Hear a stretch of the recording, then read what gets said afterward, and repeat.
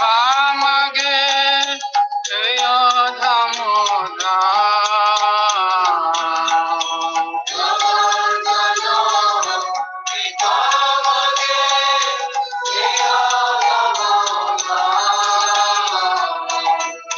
Shri Krishna Chaitanya Prabhu Daya Karo More Shri Krishna Chaitanya Prabhu Daya Karo More Toma Bina Ke Daya Jagat Samsare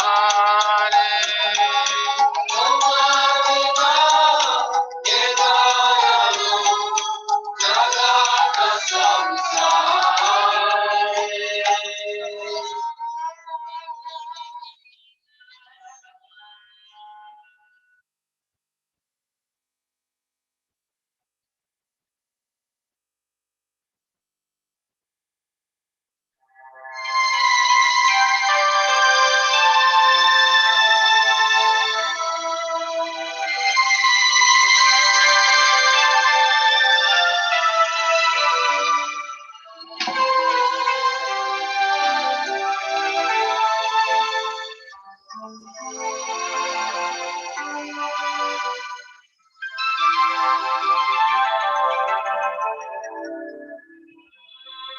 Jaya Radhe, Jaya Krishna,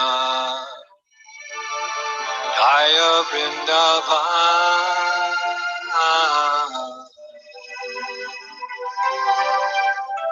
Sri Govinda Gopinatha, Madana Mohan, Shama Kunda, Radha Kunda, Giri Govardhan,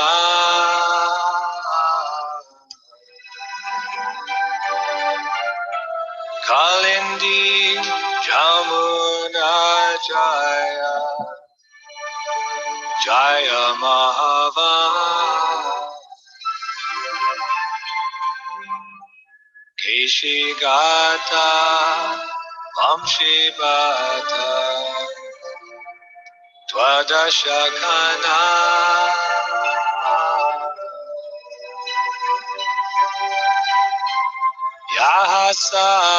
Yahasabalila Koila, Sri Nanda Nanda,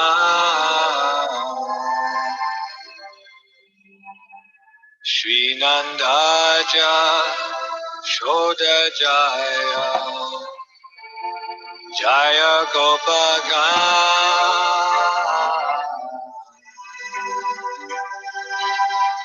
Sri Damani Jaya Jaya, Denu Vatsagan.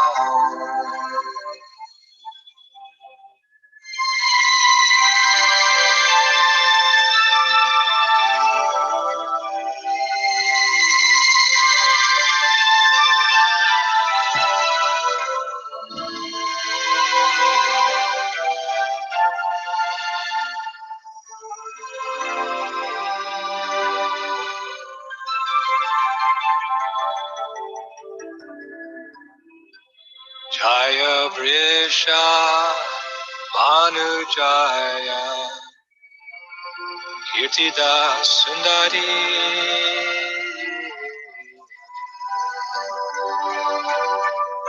Jaya Purnamasi Jaya Abhiranagari Jaya Jaya Gopishwara Vrindavanama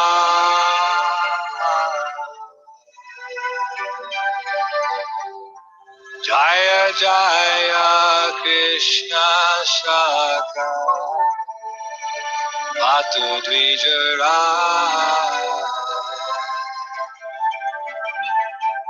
Jaya Rama Jata Jaya Rohini Nanda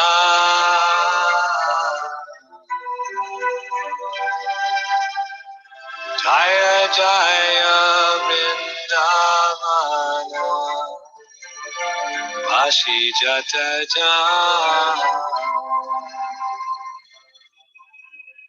Jaya Tuija Adni Jaya Naga Kanyaga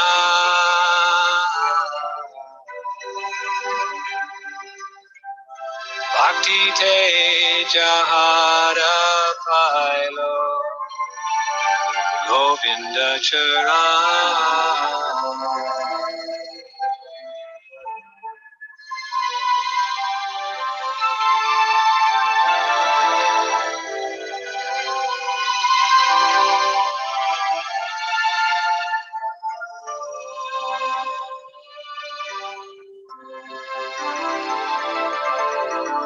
Shira Saman Dala Jaya Jaya Radha Shyam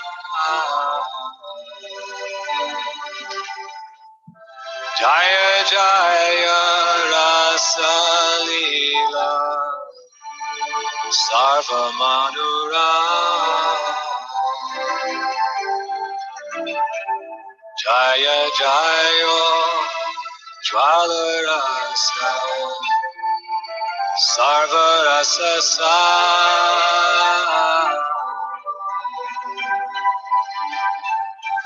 Bharakiya Bhave Jaha Rajate Prachar Shri Janava Padapadma Kori Ashmara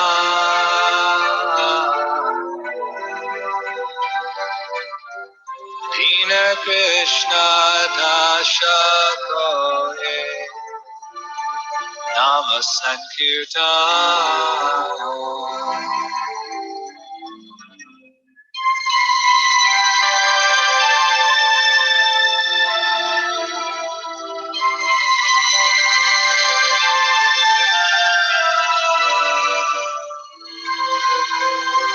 All glories to Radha and Krishna, the divine forest of Vrindavan.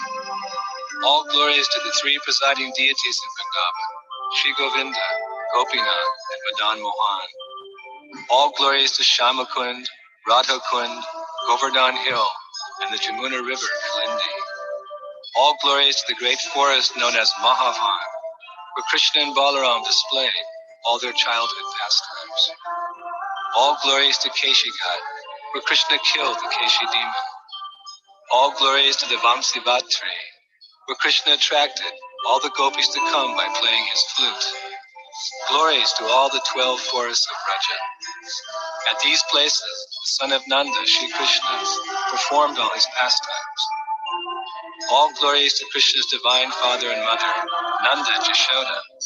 All glories to the cowherd boys, headed by Sri Dama, the older brother of Srimati Radharani and Ananga Manjari. All glories to the cows and calves of Braja. All glories to Radha's divine father and mother, Vrishabhanu and the beautiful Kirtideva. All glories to Purnamasi, the mother of Sandipani Muni, grandmother of Madhu Mangala and Nandi Mukhi, and beloved disciple of Devarshi Narada.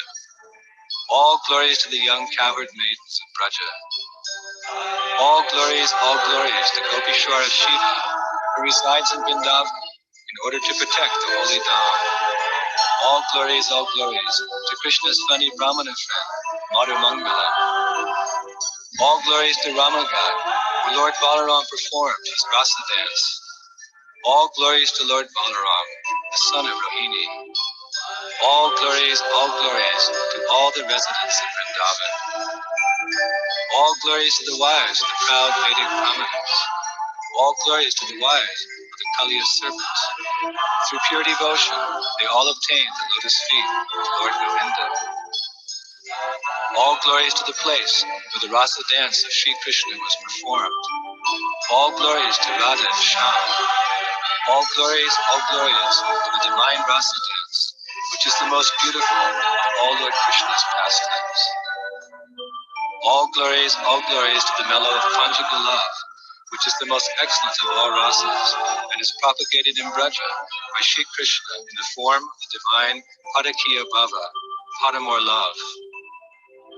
Remembering the lotus feet of Lord Nityananda's consort, Shri Janavi-Devi, this very fallen and lowly servant of Krishna sings the Sankirtan of the holy name.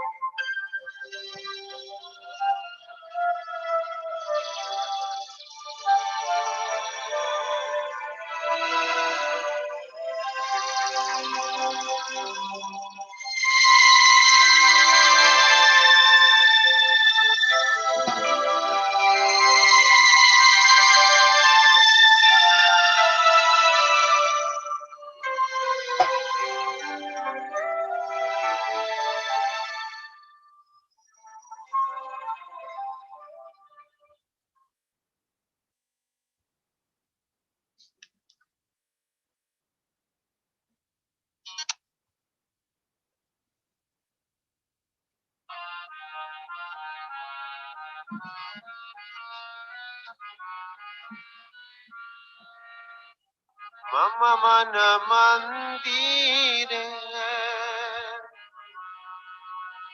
rahoni sidi Krishna Murari Krishna Murari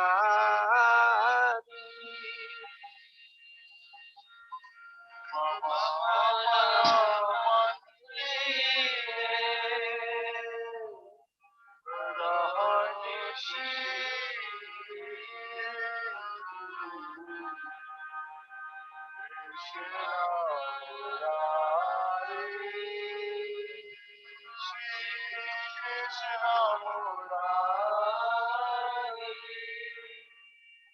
Mama mana mandire rahoni si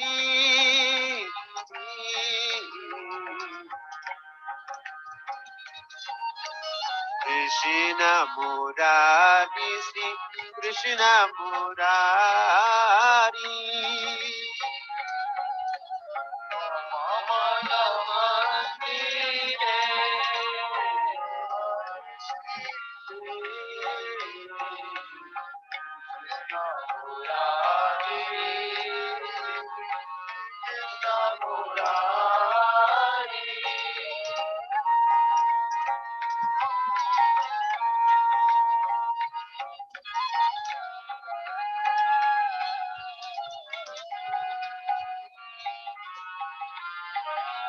Krishna Murari Sri Krishna Murari Krishna Murari Sri Krishna Murari Krishna Murari Sri Krishna Murari Murari Sri Krishna Murari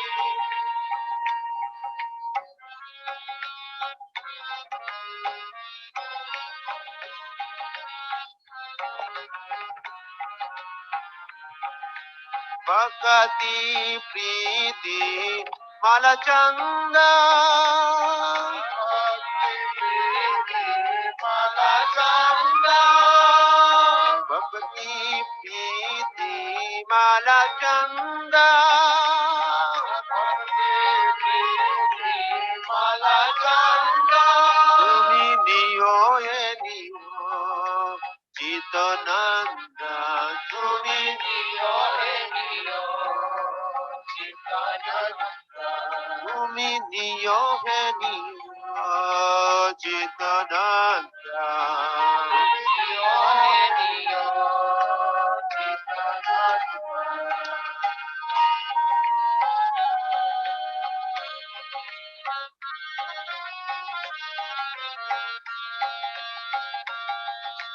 जीवन मरण तोर पूजा निवेदन जीवन मरण तोर पूजा निवेदन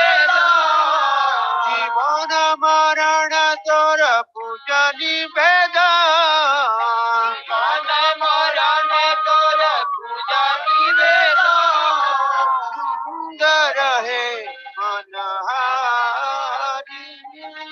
सुंदर है मनहारी सुंदर है मनहारी सुंदर है मनहारी Krishna Murari Krishna Murari Shri Krishna Murari Krishna Murari Shri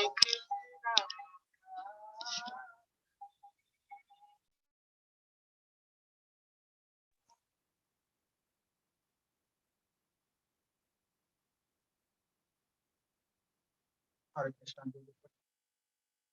You all welcome for today's class.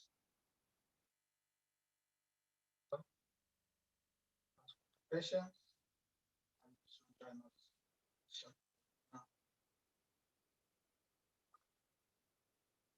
Once Maharaj comes, we shall start the music. We remind everyone that Maharaj love it when we all put during his lecture. He loves to see the devotees. Don't mind.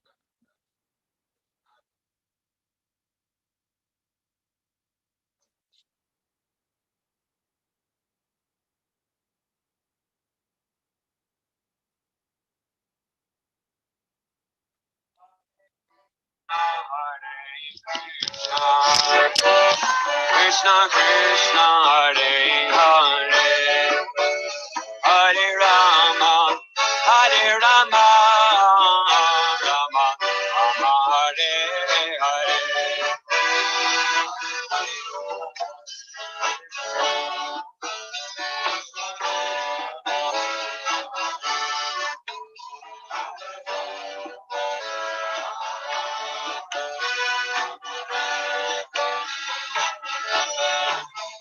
Hare Krishna Krishna Krishna Hare Hare Hare Rama Hare Rama Rama Rama Hare Hare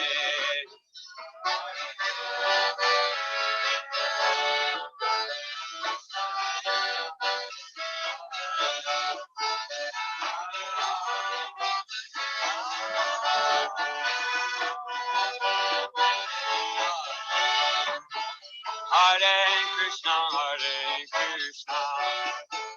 Krishna Krishna Hare Hare Hare Rama Rama Rama Hare Hare Go ahead.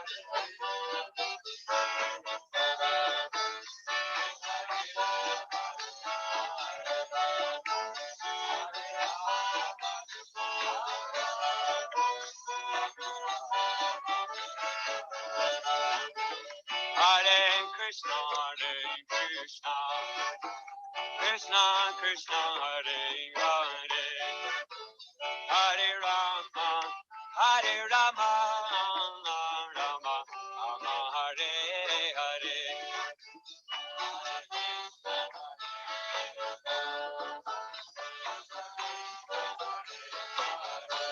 Go to play.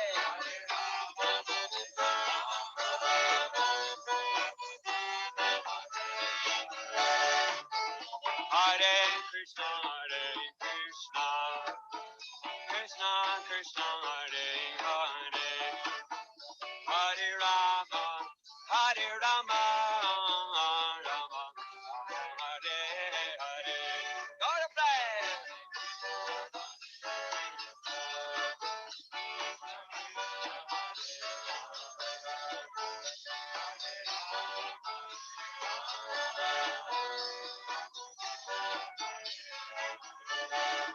Hare Krishna Krishna Krishna Hare Hare Hare Rama Rama Rama Rama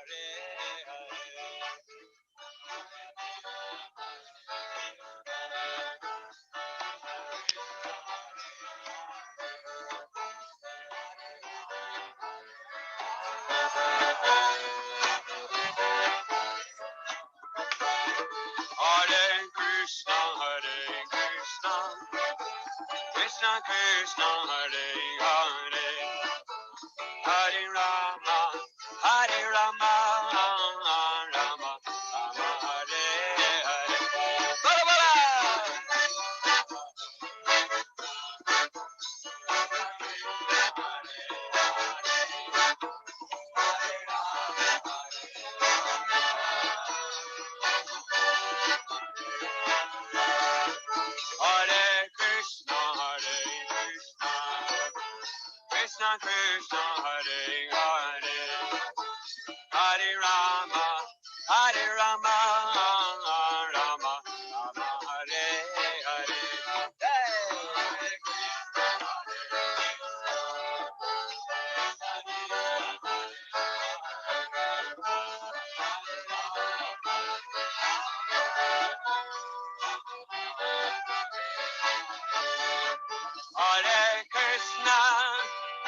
Hare Krishna Krishna Krishna Hare Hare Hare Rama Hare Rama Rama Rama Hare Hare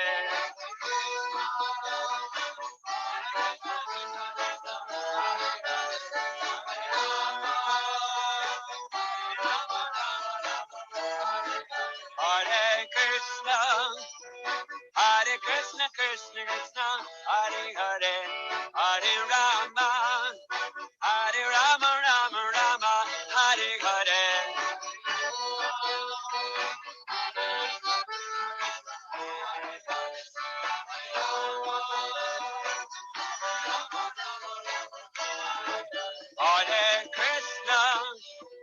Hare Krishna Krishna Krishna Hare Hare Hare Rama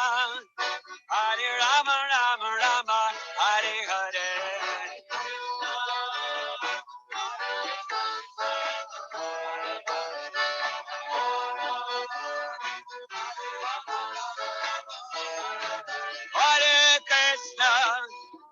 Hare Krishna Krishna Hare Hare Hare Rama Rama Hare Hare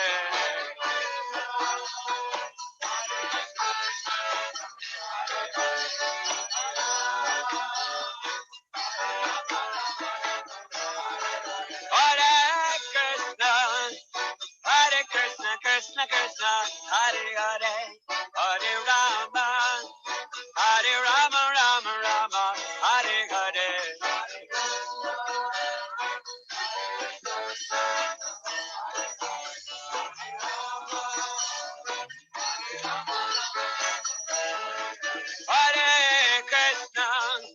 Hare Krishna Krishna Krishna Hare Hare Hare Rama Rama Hare Hare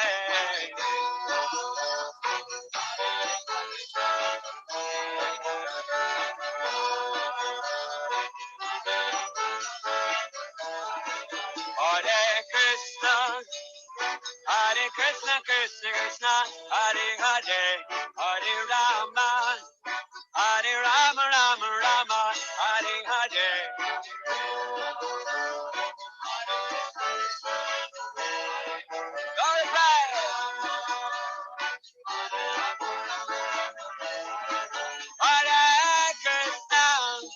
Hare Krishna Krishna Hare Hare Hare Rama Rama Hare Hare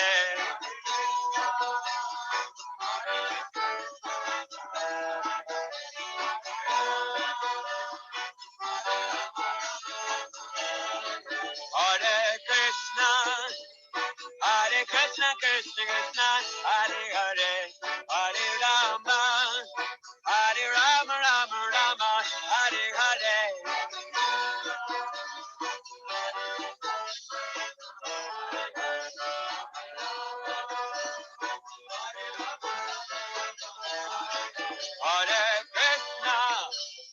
Hare Krishna Krishna Hare Hare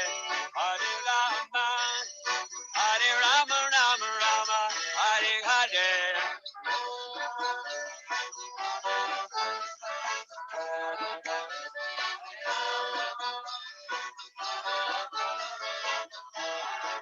Hare Krishna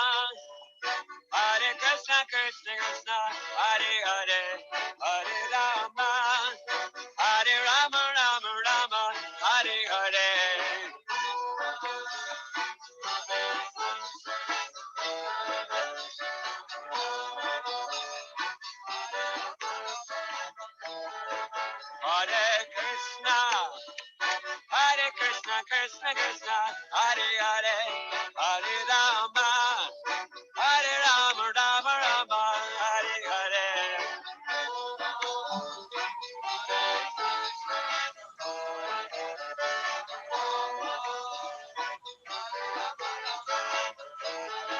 Hare Krishna.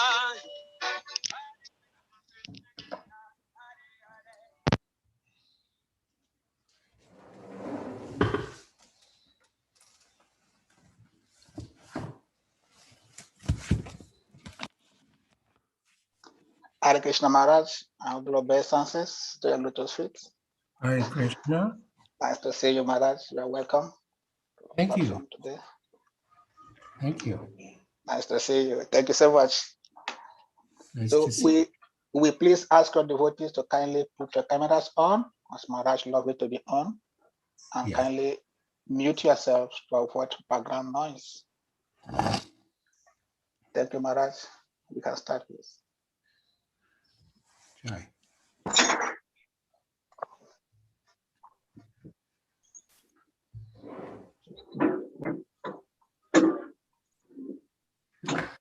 So, shall I begin? Yes, Maharaj. Yes, please. I will sing the Mangalacharna prayers and Yes, lead us Maharaj. short. Then we will speak on Srimad Bhagavatam. Yes, Maharaj.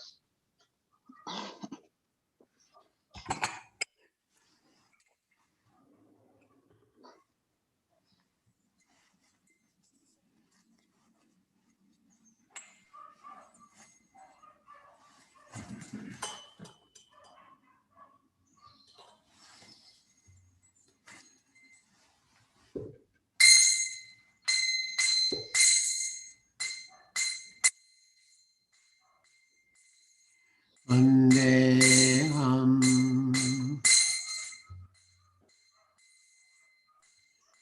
Shri Guru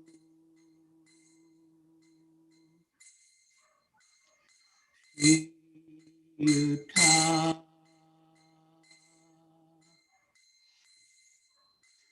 Kamalam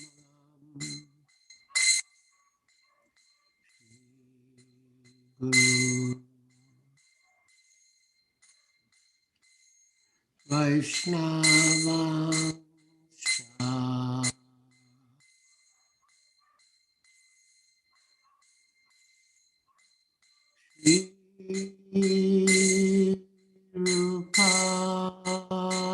Rupam Sagrata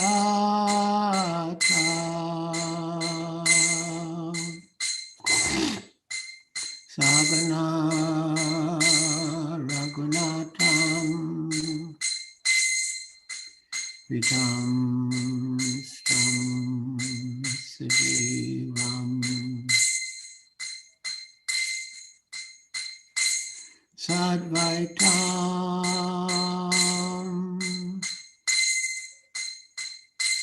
Savdutam Parijana Saitam Krishna Chaitanya Devam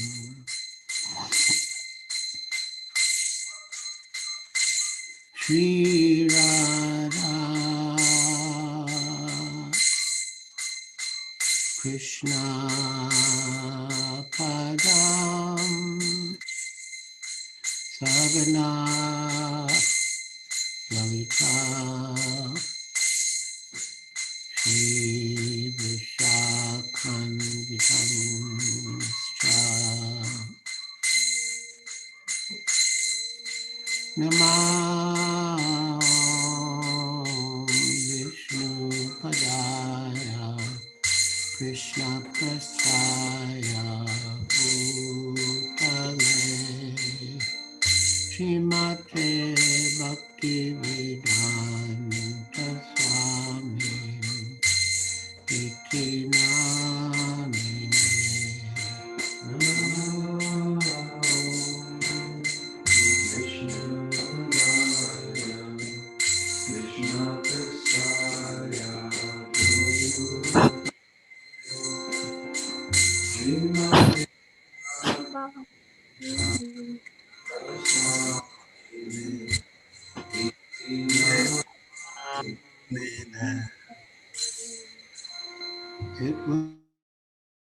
Is muted because there's a delay in the transmission and Yes, Maharaj.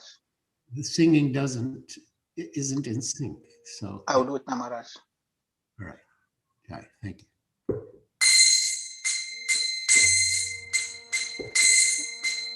Namaste Saraswati Devi Gauravani Pracharine Nirvishesha Shunyavadi Paschatadeshatarine Namaste Saraswati Devi Gauravani Pracharine Nirvishesha Shunyavadi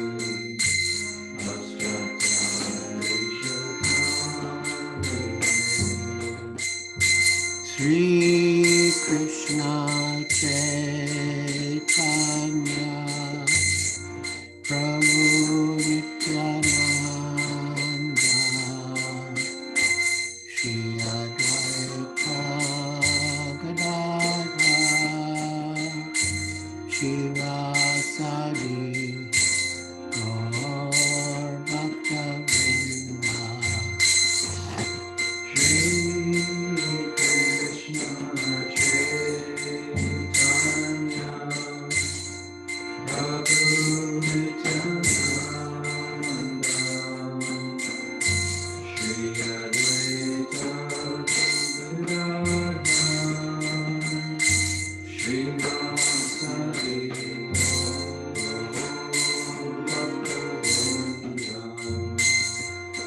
Sri Krishna Chaitanya Prabhu Nityananda Shri Advaita Gadadhara Shivasadi Gaur Bhakta-vrinda Shri Krishna Chaitanya Prabhu Nityananda Shri Advaita Gadadhara Srivasadi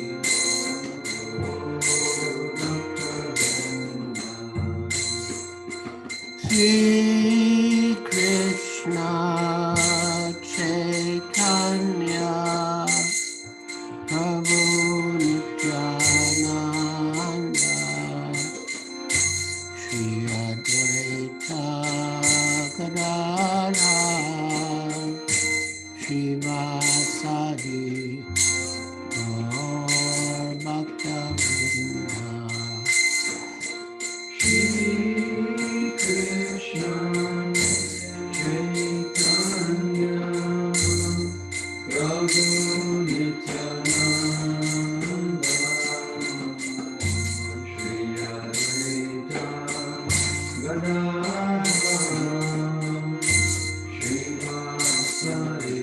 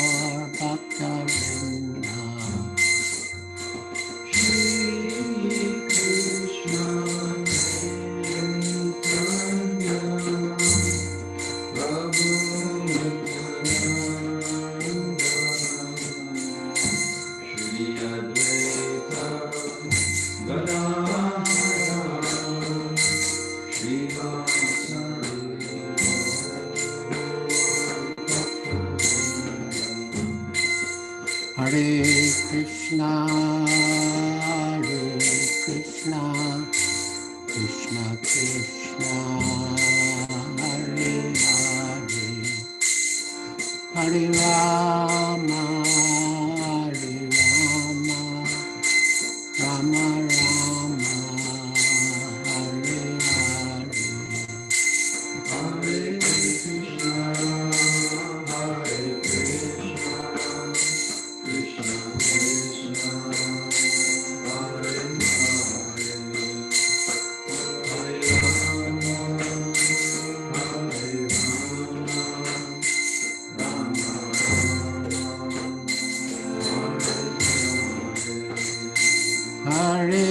Krishna, Hare Krishna, Krishna Krishna, Hare Hare, Hare Rama, Hare Rama, Hare Krishna, Krishna Krishna, Hare Hare, Hare Rama, Rama Rama, Hare Hare,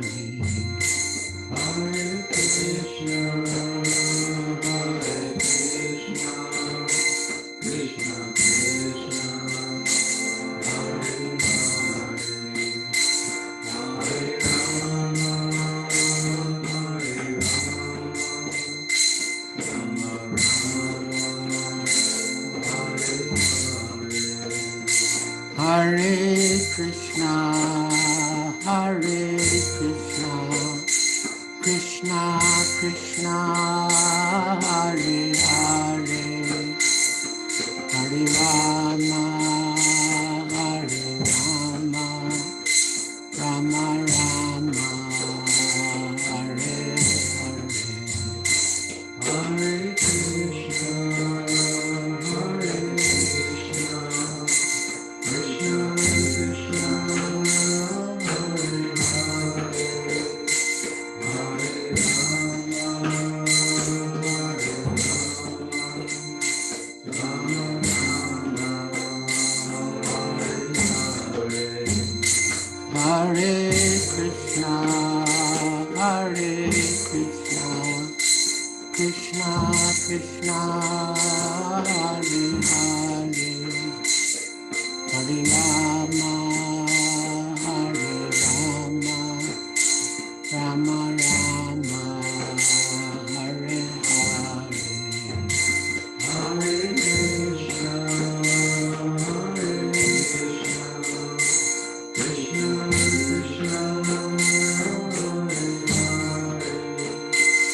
Krishna, Hare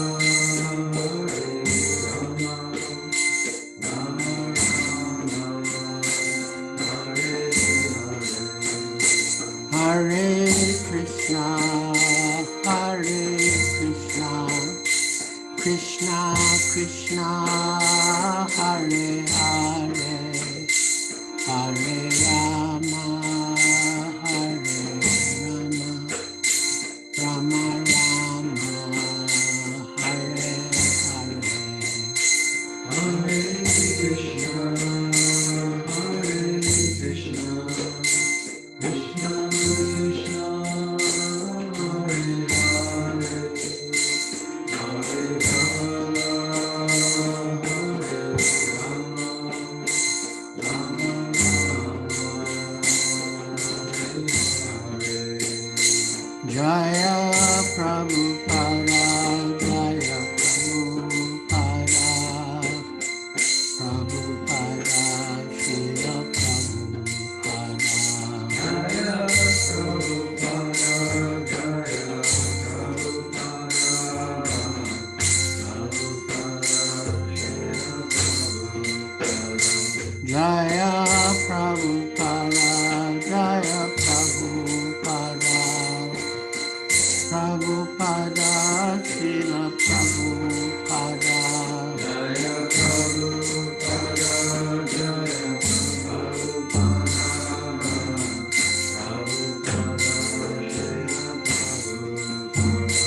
Jaya Gurudeva, Jaya Gurudeva, Gurudeva, Srila Gurudeva. Jaya Gurudeva, Jaya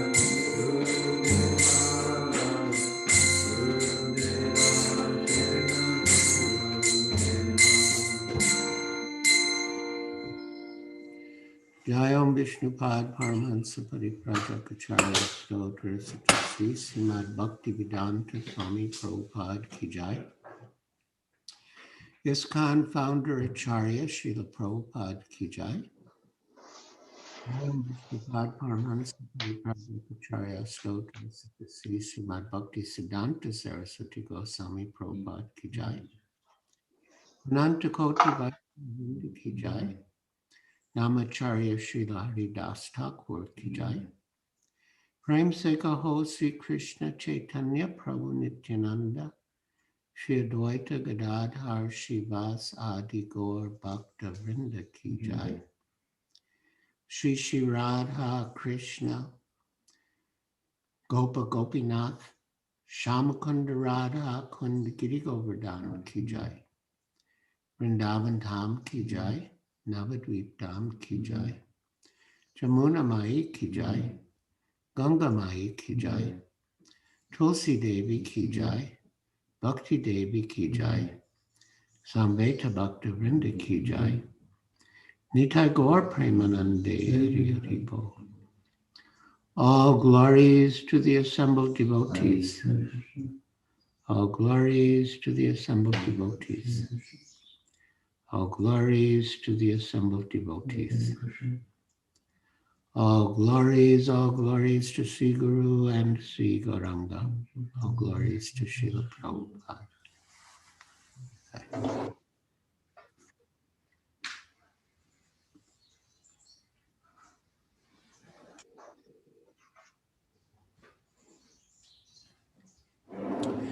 So we shall read from Srimad Bhagavatam, Canto 1, Chapter 8, Prayers by Queen Kunti, Text 23.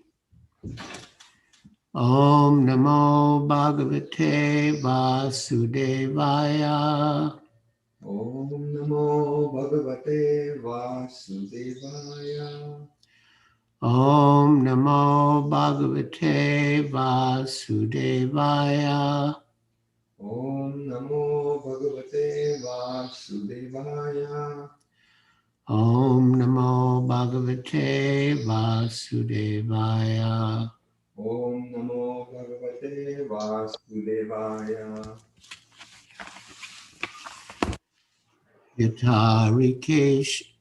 Yata Rishikesha Kalena Devaki Kamsena Rudachiram Sucharpita Vimochitaham Chasahatmaja Vibo Tvayaiva Natena Mahur Vipadganat. Yata Rishikesha Kalena Devaki Kangsena Rudai Tichiram Sucharpita Vimochitaham Chasahatmaja Vibo Tvayaiva Natena Mahur Vipadganat. Yata, as it were, Rishikesha, the master of the senses, Kalena, by the envious, Devaki, the mother of Sri Krishna, Kangsena, by King Kamsa, Rudha, imprisoned, Atichiram, for a long time, Sucha Arpita, distressed, Vimochita, released, Ahamcha, also myself, Saha Atmaja, along with my children, Vibho, O Great One, Tvaya Eva, by your lordship, Nathena, as the protector, Muhu, constantly, Vipad Ganat, from a series of dangers. Translation. O Rishikesh, master of the senses and Lord of lords, you have released your mother, Devaki, who was long imprisoned and distressed by the envious king Kamsa, and me and my children from a series of constant dangers. Purport by Srila Prabhupada. Devaki, the mother of Krishna and sister of King Kamsa, was put into prison along with her husband, Vasudeva, because the envious king was afraid of being killed by Devaki's eighth son, Krishna. So the history is that on the occasion of Devaki's marriage to Vasudeva, Kamsa, as Devaki's sister, well, Devaki was his sister, I should say, Kamsa as Devaki's brother, was driving them on a chariot with all good will. But then he heard a voice from the sky, Akashvani, that said, Kamsa, you are a fool. The eighth son of Devaki will kill you. So can we get the purport back on the screen? So Kamsa was always filled with fear of being killed by the eighth son of Devaki. But he was so ruthless and heinous that he didn't wait for the eighth son, but he killed all the sons of Devaki who were born before Krishna.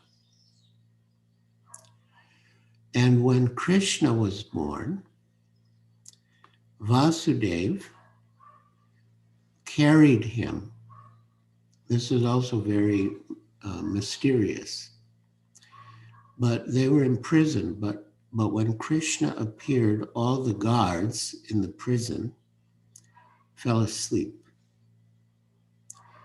And somehow Vasudeva was able to escape from the prison and carry baby Krishna to Gokul, to keep him safe in the care of Nanda Maharaj and Mother Yashoda.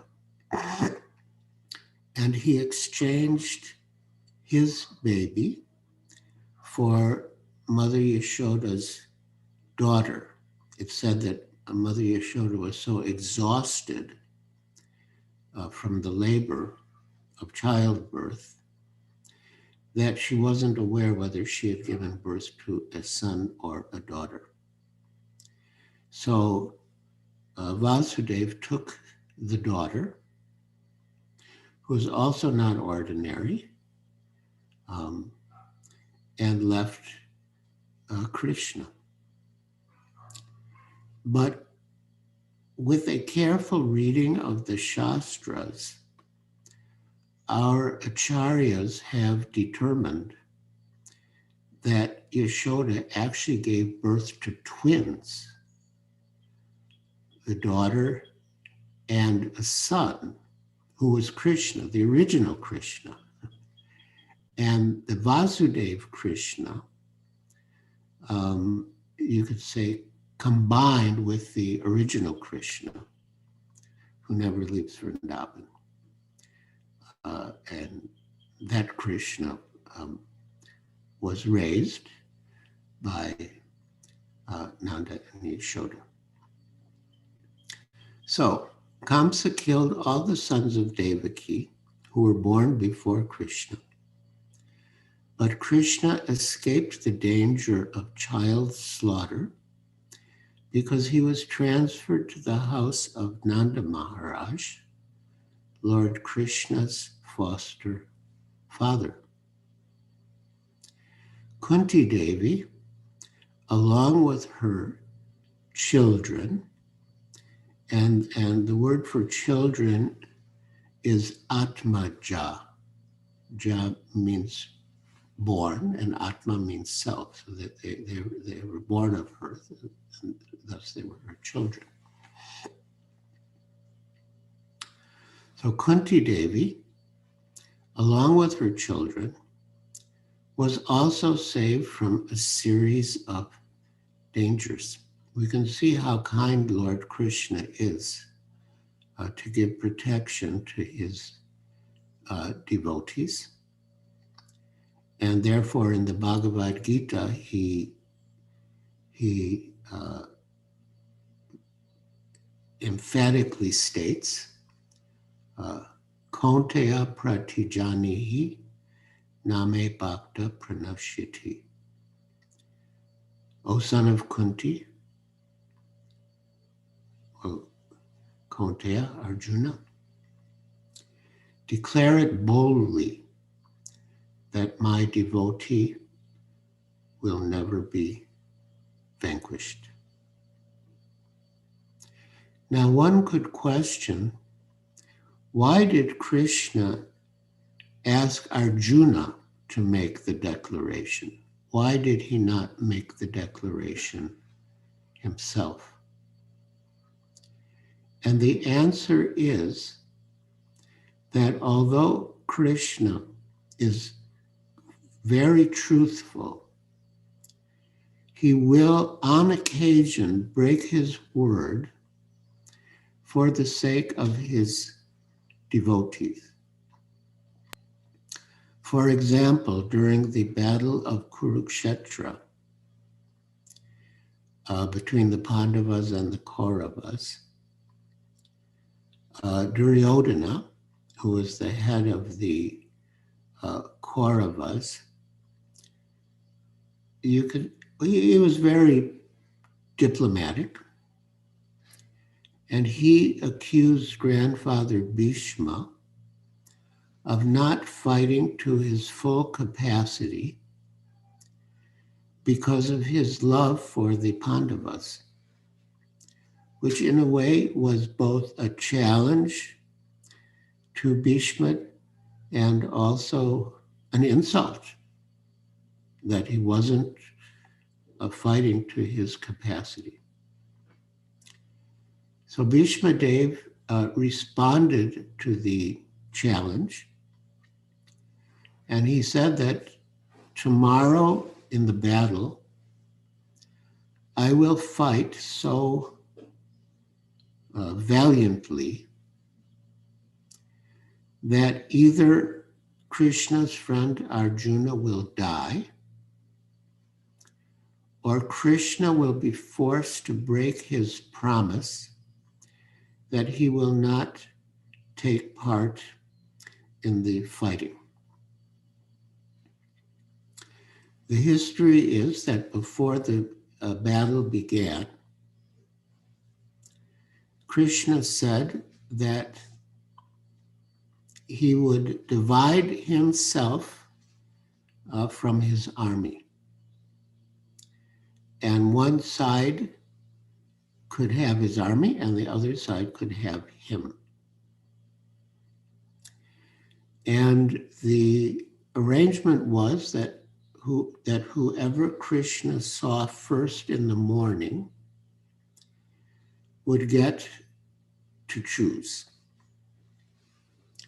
So Krishna was taking rest, and Arjuna positioned himself at Krishna's feet, and Duryodhana positioned himself at Krishna's head. So when Krishna woke up, he raised his head, and the first one he saw was Arjuna, who was at his feet. And so Arjuna got to choose between Krishna and Krishna's army. And Arjuna chose Krishna. And Duryodhana was very happy because he thought, I'd rather have Krishna's army. What's the use of having Krishna? I'd rather have his army. So in that way, it was decided. And furthermore, Krishna said that he personally will not take part in the fighting. So that was the understanding. And so he acted as the chariot driver of Arjuna, who's also known as Partha, and therefore one of Krishna's names is Parthasarathi, the chariot driver of Arjuna. So, coming back to the question, why did Krishna tell Arjuna to declare that his devotee will never perish? Why did he not make the declaration himself? The answer is that Krishna, although most truthful, will on occasion break his word to keep the word of his devotee. So as mentioned, Bhishma Dev, who's also Krishna's devotee, stated that, I will fight in such a way that either Krishna's friend Arjuna will be killed or Krishna will have to break his vow not to take active part in the fighting. And it so happened that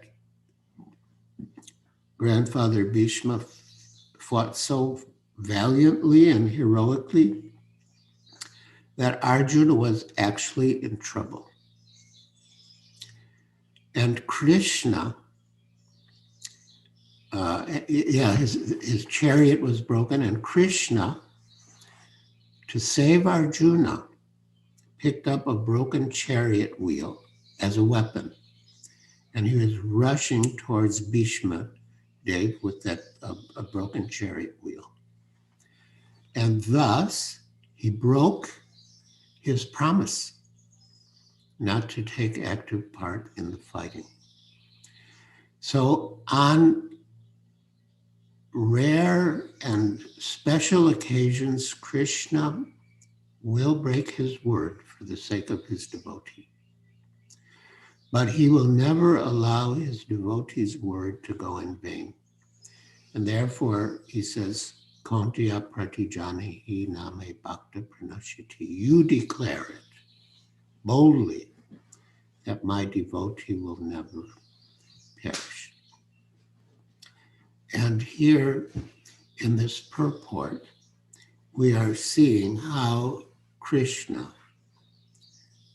who is most merciful to his devotees, Bhaktavatsala. Bhaktavatsala is a name that describes Krishna because he's very affectionate and protective of his devotees. Vatsala is related to the word vatsa, which means cow. So just as the cow is very protective of her calves, so Krishna is Bhaktavatsala, he's very protective of his bhaktas or devotees. So, Kamsa killed all the sons of Devaki who were born before Krishna. But Krishna escaped the danger of child slaughter because he was transferred to the house of Nanda Maharaj, Krishna's foster father. Kunti Devi, along with her children, was also saved from a series of dangers. But Kunti Devi was shown far more favor because Krishna did not save the other children of Devaki, whereas he saved the children of Kunti Devi. So yes, this is very significant that although Krishna is kind to all of his devotees, he did allow Kamsa to kill Devaki's first 6 children, which was certainly very painful for Devaki, whereas he did not allow Kunti's children to be killed. Then Srila Prabhupada makes a very important point. This was done because Devaki's husband, Vasudeva, was living, whereas Kunti Devi was a widow, and there was none to help her except Krishna. So Krishna is kind to all of his devotees, and he gives protection to all of his devotees. But because Kunti Devi was a widow and thus helpless, Krishna gave her more protection because she was more dependent on him. The conclusion is that Krishna endows more favor to a devotee who is in great dangers. Now, this also applies to the preacher, because the preacher takes risk to deliver the message of Krishna, and therefore the preacher is more dependent on Krishna.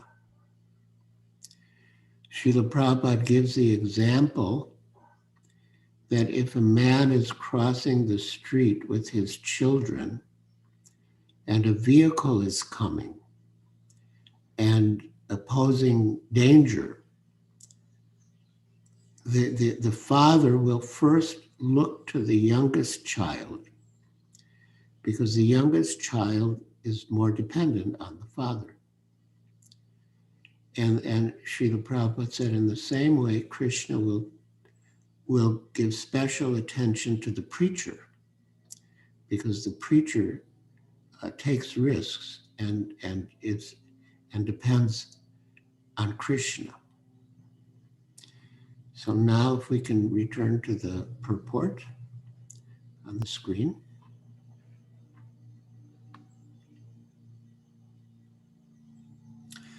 The conclusion is that Krishna endows more favor to a devotee who is in great dangers.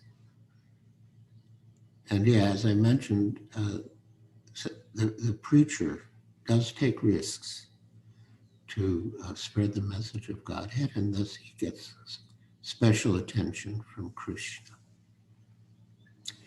Sometimes Krishna puts his pure devotees in such dangers because in that condition of helplessness, the devotee becomes more attached to the Lord. So there's a very significant verse in the 10th canto of Srimad Bhagavatam that Srila Prabhupada would often quote, in which Lord Krishna tells Yudhisthira actually, Yasyaham anugrinami harishye tadanam shanai.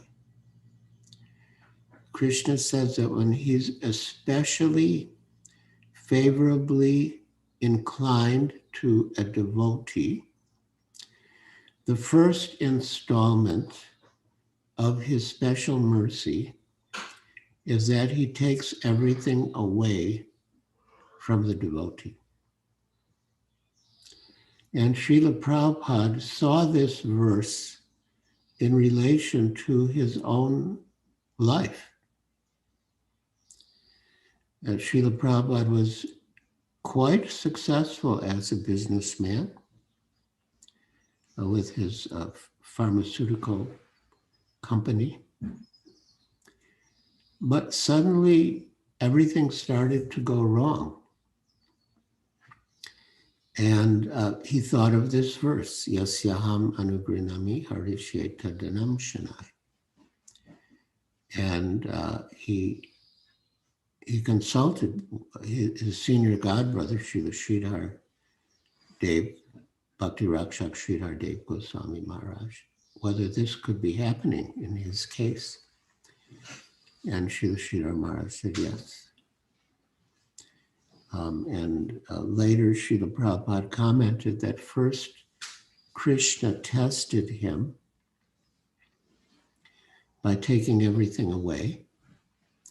And then Krishna tested him by giving him everything. And what is the test? The test is whether we will adhere to the lotus feet of Krishna. So it's a test. If Krishna takes everything away, we might think, well, let me chase after all those things that I lost, and let me leave Krishna. And then the other is also a test. If Krishna gives you everything, you could think, wow, I have so much, let me enjoy it. I don't, what's the use of Krishna? So both were tests. And of course, Srila Prabhupada passed those tests. And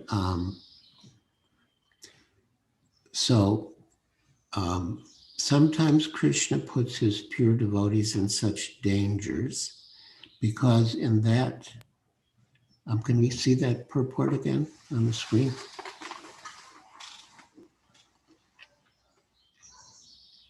Yes. Sometimes Krishna puts his pure devotees in such dangers because in that condition of helplessness, the devotee becomes more attached to the Lord.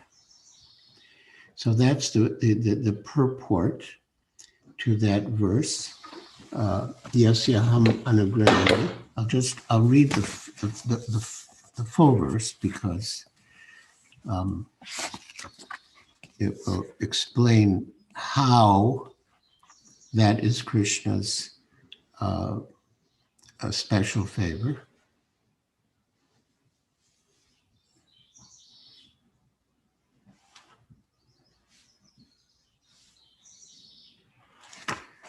Which chapter, Maharaj, on the verse? Yeah, it is 10th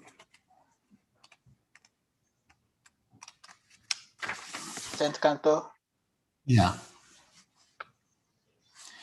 52nd chapter.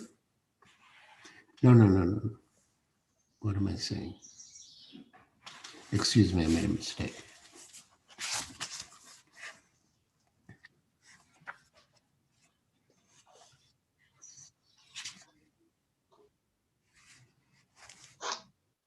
Yeah, I see the mistake now. It's 1088.8.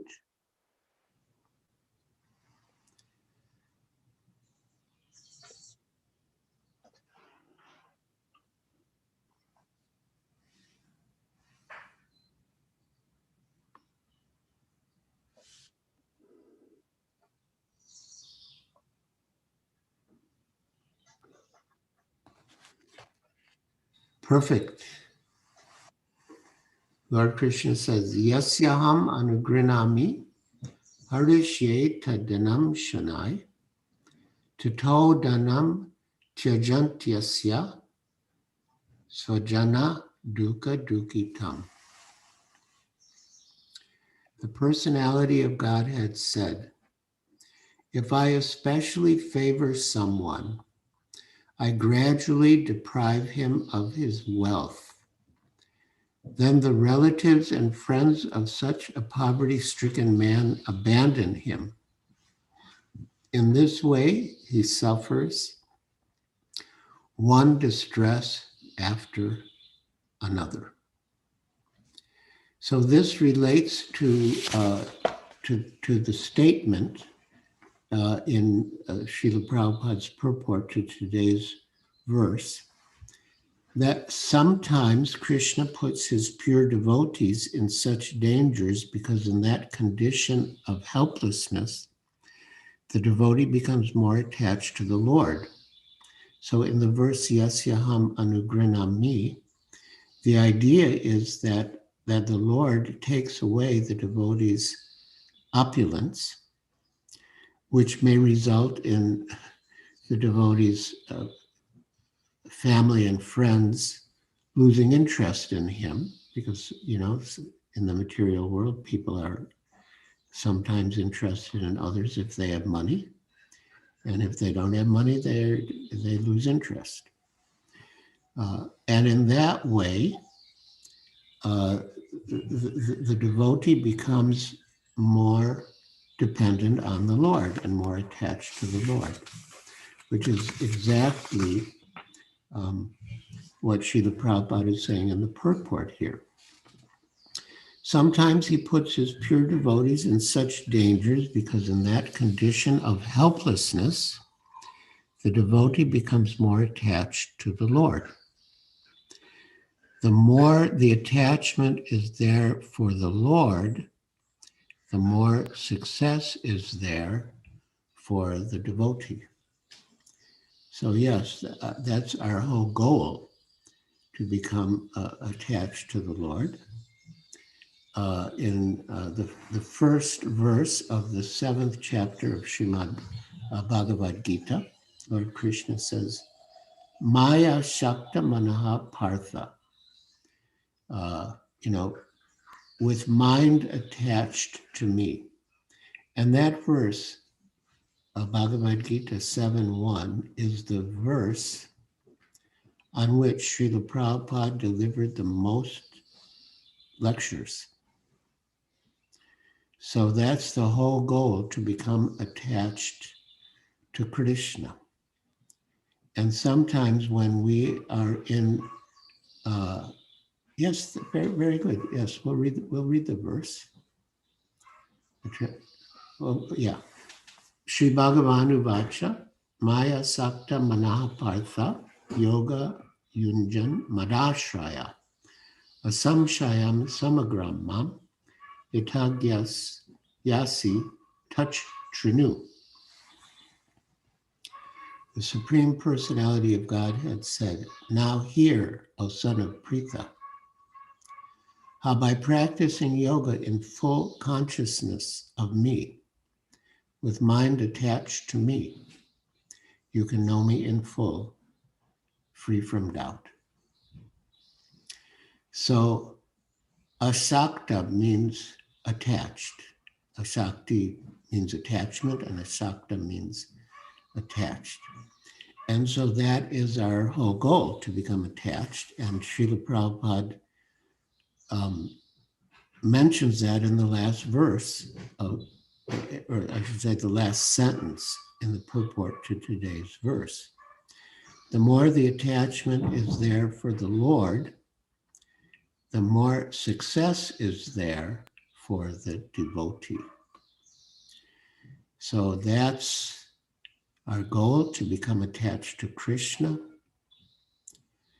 And at the time of death, generally, a person will think of whatever he is most attached to. And so if we think of Krishna at the time of death, then our life is successful. And we go to Krishna, back home, back to Godhead. So this is a beautiful philosophy that Srila Prabhupada has given us, and a wonderful practice of bhakti yoga, beginning with Shravanam Kirtanam. These are the two primary practices. Shravanam, hearing, that means hearing Bhagavad Gita, Srimad Bhagavatam, Chaitanya Charitamrita. Hearing includes reading. Reading is in the same category as hearing. And Kirtanam. Kirtanam means to repeat, to chant what you have heard. And there's Nam Kirtana, chanting the holy name, but there's also Rupa Kirtana, chanting the glories of Krishna's beauty. Guna, chanting the glories of Krishna's qualities. And Lila, chanting the glories of Krishna's pastimes. So these are all mentioned. Prahlad Maharaj has given these 9 basic practices of devotional service: Shravanam, Kirtanam, Vishnu Smaranam, Padasevanam, Archanam, Vandanam, Dasyam, Sakyam, Atma Nivedanam. And Srila Rupa Goswami, in his Bhakti Rasamrita Sindhu, has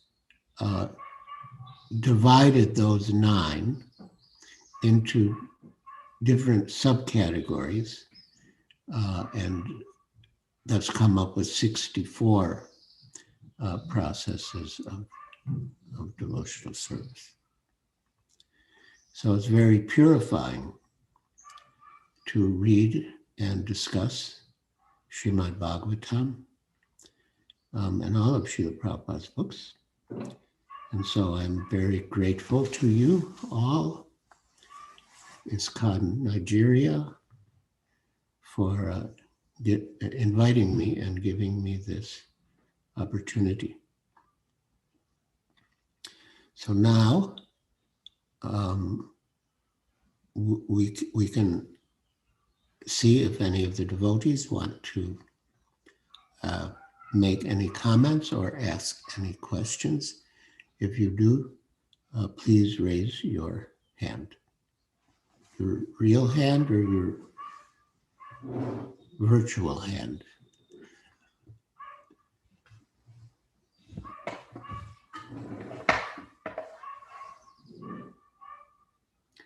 Oh, I see. So there's 2 hands raised. Kushadas. Yes, Maharaj. Hare Krishna, Maharaj. Very well. Maharaj, this class, thank you so much for your nice class and explanation. And then the 10th canto you put it, where Krishna wants to take away our small wealth, is frightening. Can that be the reason many people doesn't take to Krishna consciousness? Because they're afraid to lose their wealth and become miserable.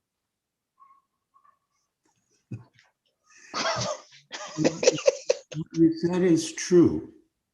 What you said is true. One of the first devotees, well, he wasn't a devotee then, but he became a devotee, who joined us after the Juhu temple was a lawyer, an advocate named R.K. Maheshwari, and then later he was initiated as Mahaprabhu Das. And Mahaprabhu Das was a very active preacher, although a grihastha, but he was a very active preacher. And he would invite people to the temple. The Juhu temple had just opened. And, he had a nice restaurant. He would invite them for prasad. Everything was wonderful. But he said some people would not come. They were afraid to come because they understood that Krishna consciousness was a one-way street. And once they start going down the street, they may give up everything, which they were afraid to do. So what you said, it's actually true. Of course, an intelligent person will be happy to, depend on Krishna. But someone who's not so intelligent, who's more materially inclined, they won't want to go there. They want to keep their material assets, even if it means they don't get Krishna. So that was an excellent question. Thank you, Maharaj. Our next question is from JM. JM, please unmute yourself. Hare Krishna, Guru Maharaj. I offer my respectful obeisances. Please do forgive me for my mistakes. Maharaj, I had a question that like there's a lot of negativity happening around the world, and then while focusing on our sadhana, like say hearing, reading, or chanting, the main three are sadhana, we sometimes are disturbed because of the negativity. So even though we are focusing on the positive aspect of the Mahamantra, the positivity we are getting from the Mahamantra, the holy name of the Lord, but still the negativity out around the world is so strong that it still pulls us it still pulls us, and we do fail many a times to focus on our sadhana. Please do help us, Maharaj. How do we focus more on our sadhana? When you say negativity, you mean like all the bad things that are happening in the world? You can say, Maharaj, people dying due to COVID, and then there are wars going around the country. People are just behind greed. They're not thinking about others. They're just thinking man's own selfish nature is there. Yeah. Yeah. Well, I think of my dear God brother, Giriraj Swami Maharaj, who used to say, there is no utility in negativity.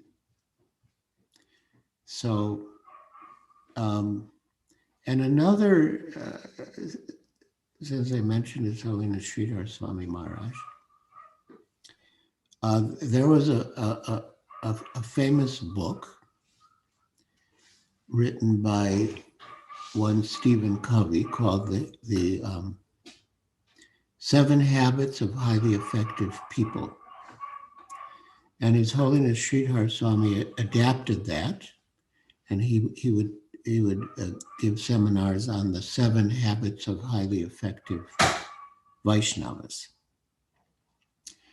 And so one of these principles is to stay in your circle of influence.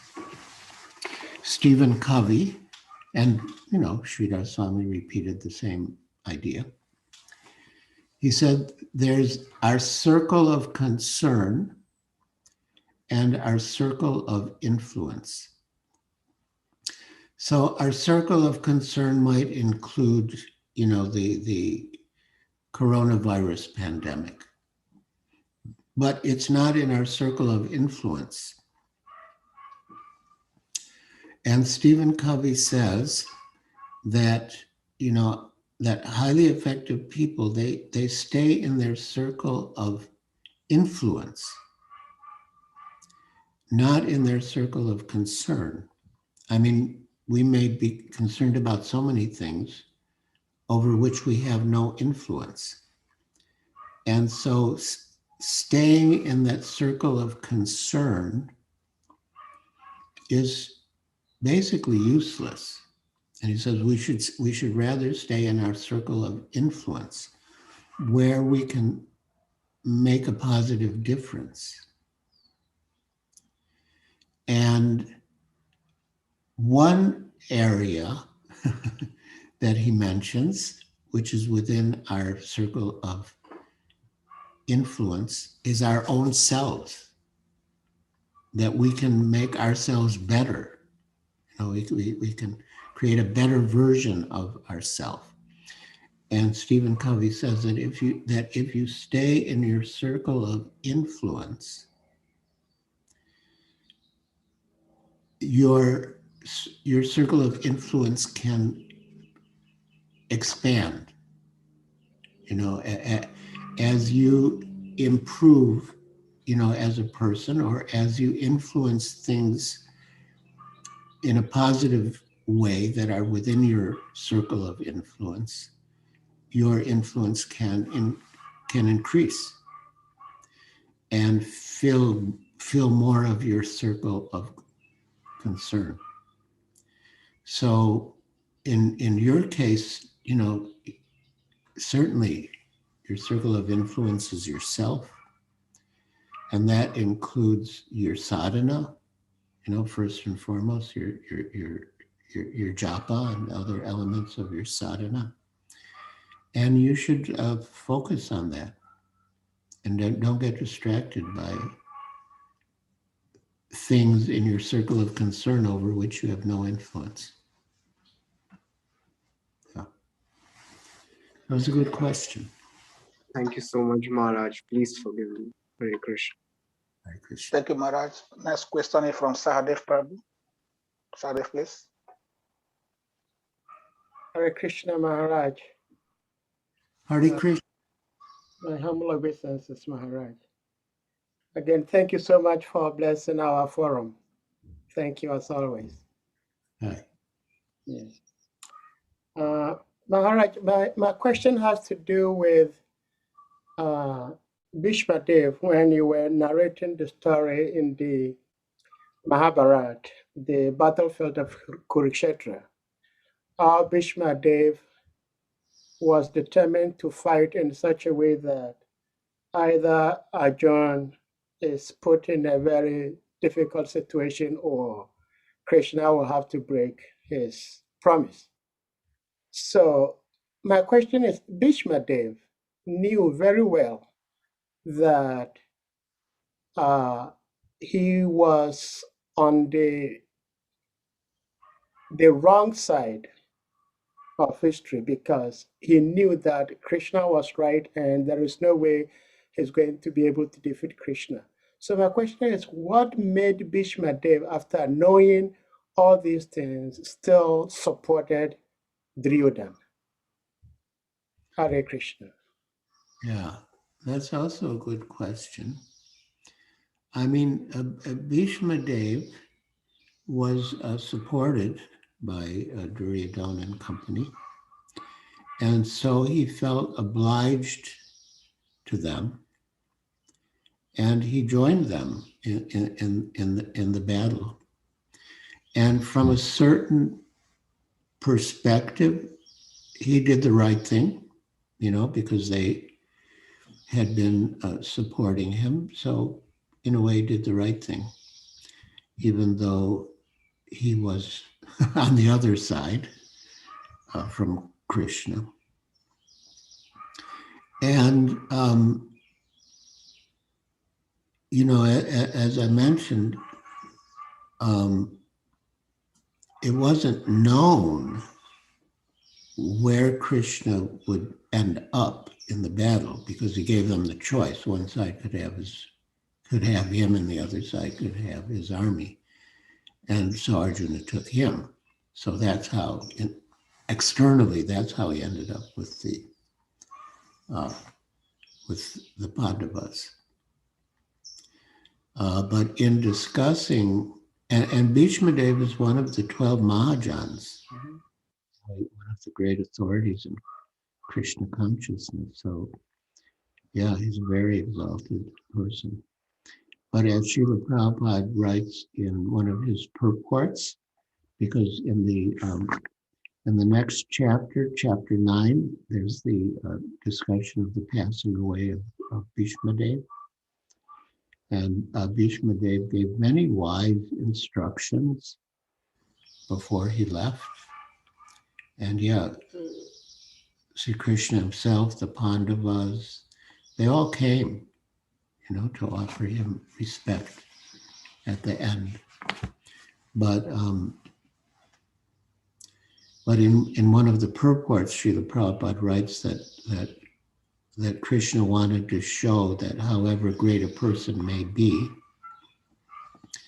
he cannot be successful if he's on the wrong side. So it's it was a complicated situation. There were many factors to consider. Mm. And yeah, he ended up with the core of us. Thank you, Maharaj. Hare Krishna. Yes, yes, Maharaj. We also have His Holiness Bhakti Dira Damodara on the platform. Don't know if Maharaj wants to say anything or comment anything. I would love to hear from him. Yeah. My humble obeisances, Maharaj. It's our blessings to have you with us. So we cannot expect anything more than this. Please, thank you for everything. Hare Krishna. Please share some words of wisdom with us. Maharaj said, we all want to hear from you. We are hearing from you.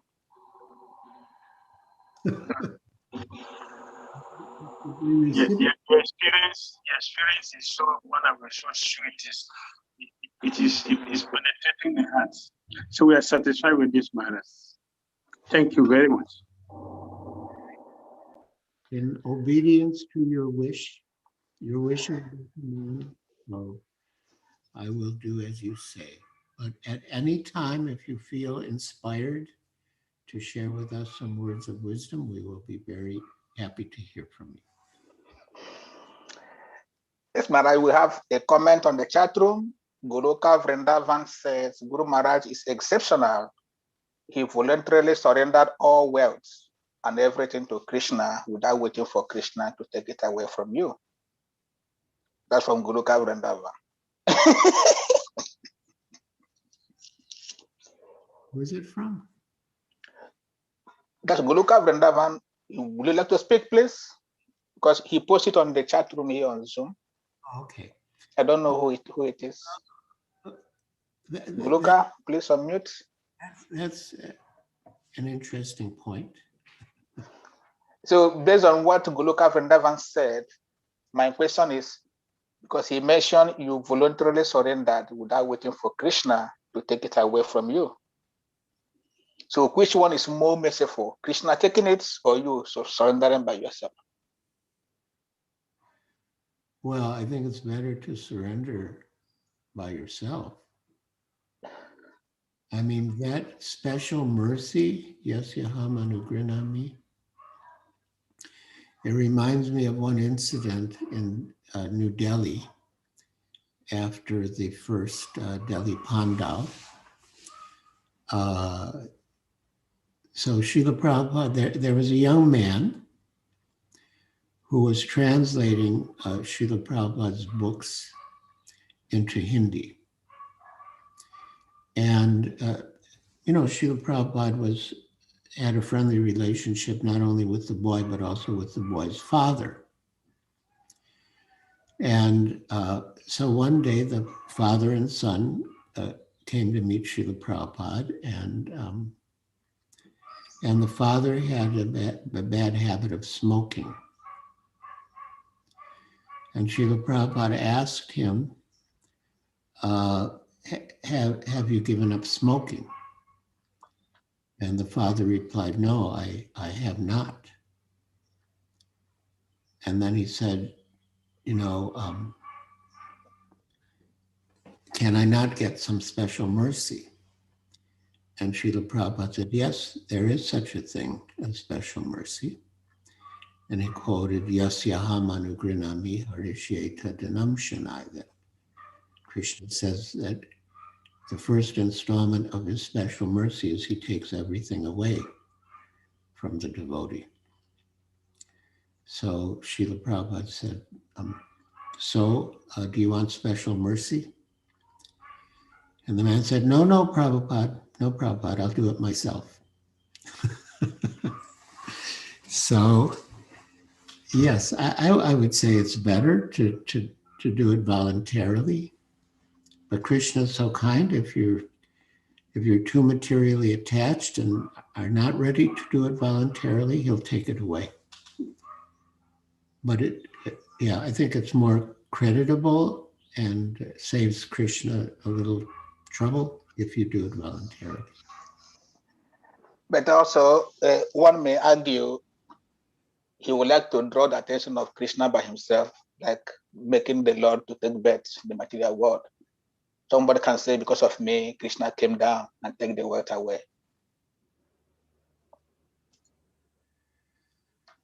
Can you repeat that? Yeah, somebody may prefer Krishna coming down to take the wealth as his own form of attracting the attention of Krishna by not surrendering voluntarily. Oh, well, but you attract Krishna's attention by surrendering voluntarily. Both ways you attract his attention, but by surrendering voluntarily, you attract his attention in a more favorable way. So, yeah. Some devotees want to hear the story about your visit to Lagos in the early days and Juhu Temple. They never hear it from you before. Would you like to share again? Please. All right. But there's another hand up. I mean, I will do that. I will do that. Okay. Ganga Prasad, please. Yes. Hare Krishna Maharaj, obeisances at your lotus feet. All glories to Guru and Gauranga, all glories to La Prabhupada. Thank you very much for all the sessions you have given us on this platform. I have one little curiosity. It is close to what Kusa Prabhu just said now. In all the temples that Prabhupada set up in Vrindavan, in Mayapur, and many of the temples, the Radha Krishna deities are undressed. Devotees have to dress them. But there seems to be a uniqueness with the Radha Rasvihari deity in Juhu, which we were very greatly associated with. I needed to know how come that the deities in Juhu, Radha Rasvihari, were already pre-dressed deities.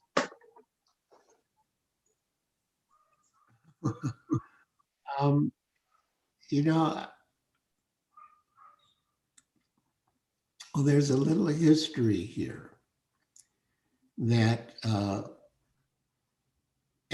during Srila Prabhupada's time, the wealthiest family in India was the Birla family.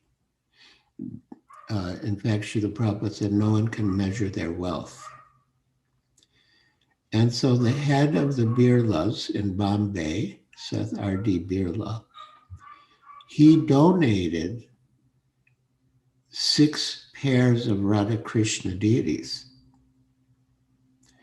all white.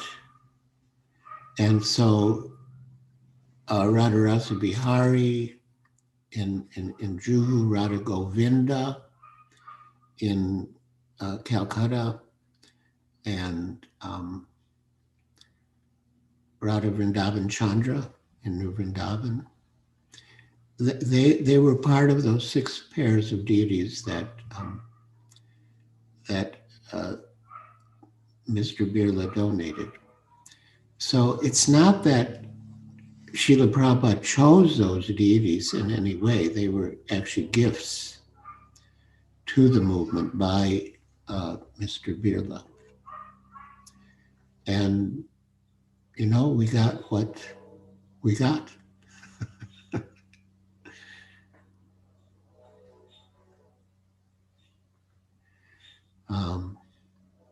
But yeah, Srila Prabhupada, as you know, established a very high standard of deity worship. And I think throughout India and the world, you know, pretty much there's no deity worship like the standard that Srila Prabhupada introduced in ISKCON.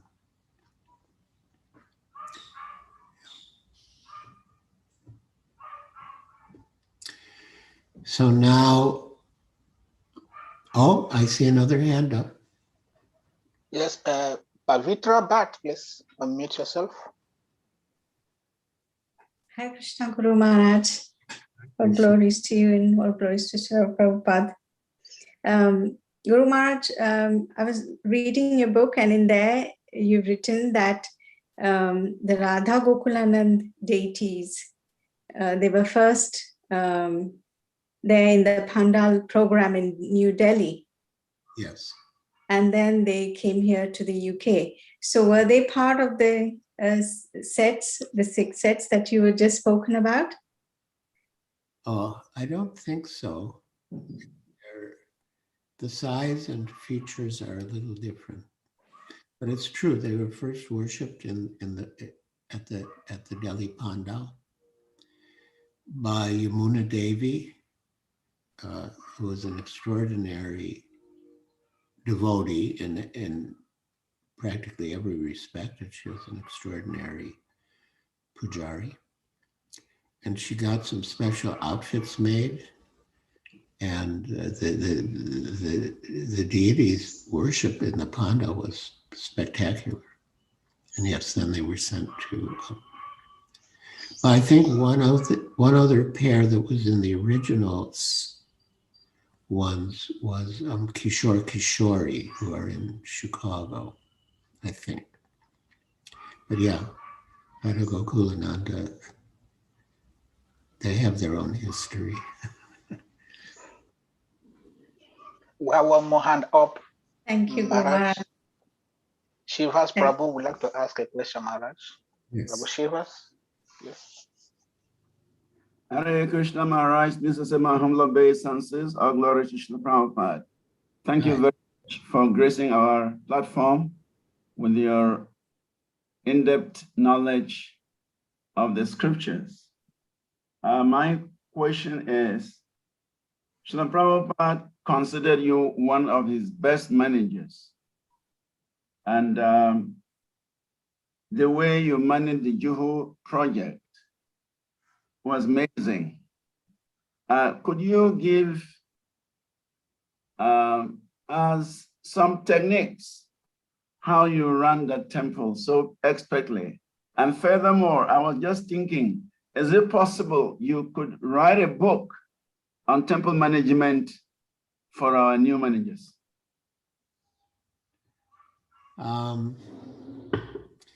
Well, I would say that my main qualification was surrender to Srila Prabhupada. Srila Prabhupada tried different managers in Juhu. Anyway, it's quite a long story, but at one point, and they left, many of them left, they didn't stay. And at one point, Srila Prabhupada said that, that Giriraj is the only one who really understands what I want to do here. So, the management has to follow the vision. And so Srila Prabhupada had a vision for the project, and as he said, I understood his vision. And so my management was meant to support his vision. Another thing that Srila Prabhupada said, because I was a good collector, another thing that Srila Prabhupada said was that the leader should be a good collector. And yeah, I guess, well, there could be different reasons for that, but he did say that. So, and I didn't like to compromise. I guess this is related to faith in Srila Prabhupada and surrender to Srila Prabhupada. So I didn't like to compromise. And sometimes in management, we might compromise on principles because we think it's more expedient to compromise. But I didn't I didn't do that. But my my preference was for preaching rather than managing. But Srila Prabhupada put me in charge, so I had to manage also. And that was his mercy to engage me in that way.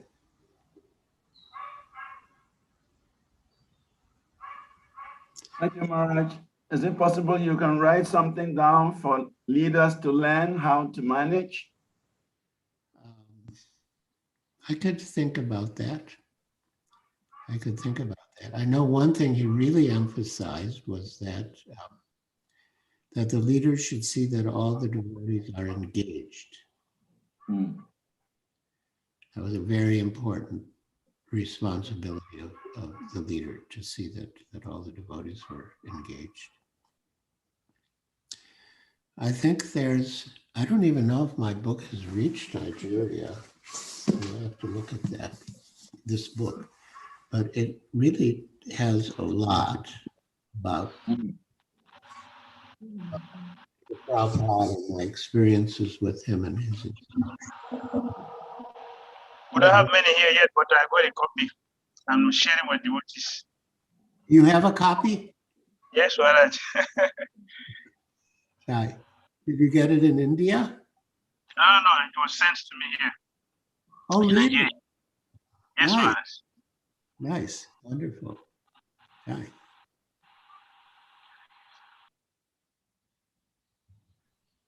Thank you, Maharaj. Maharaj, now we want to hear the story of your preaching in Lagos on Juhu Temple relationship. Okay.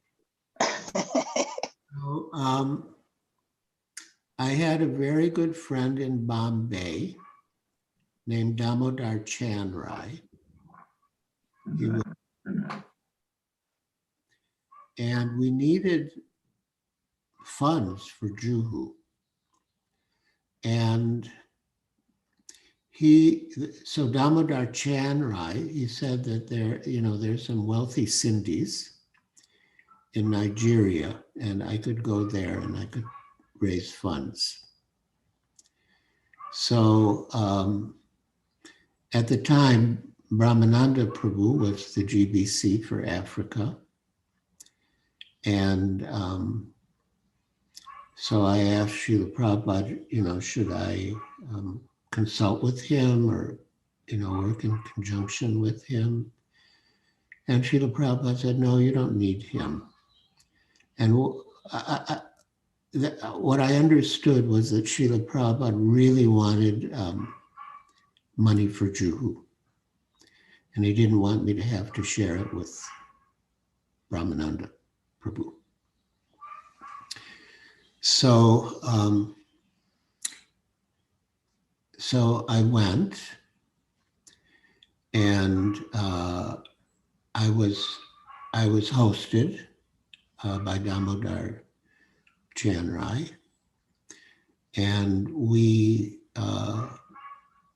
did quite well amongst the Sindhis mainly, although we also discovered a Gujarati community who are closer to us in terms of their principles. Like a lot of the Sindhis would eat meat and drink, but the Gujaratis, they wouldn't eat meat or drink, and so they weren't as wealthy as the Sindhis, but they also supported us. And we would do Harinam Sankirtan.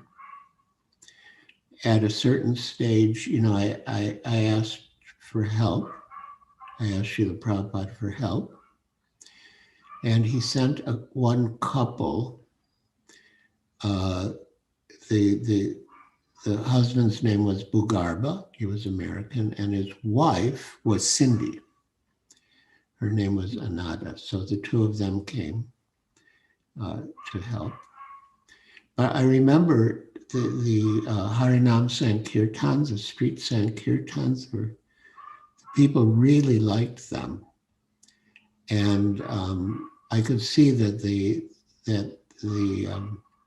Nigerians, they liked music, they liked to sing and dance. And I made friends with one Nigerian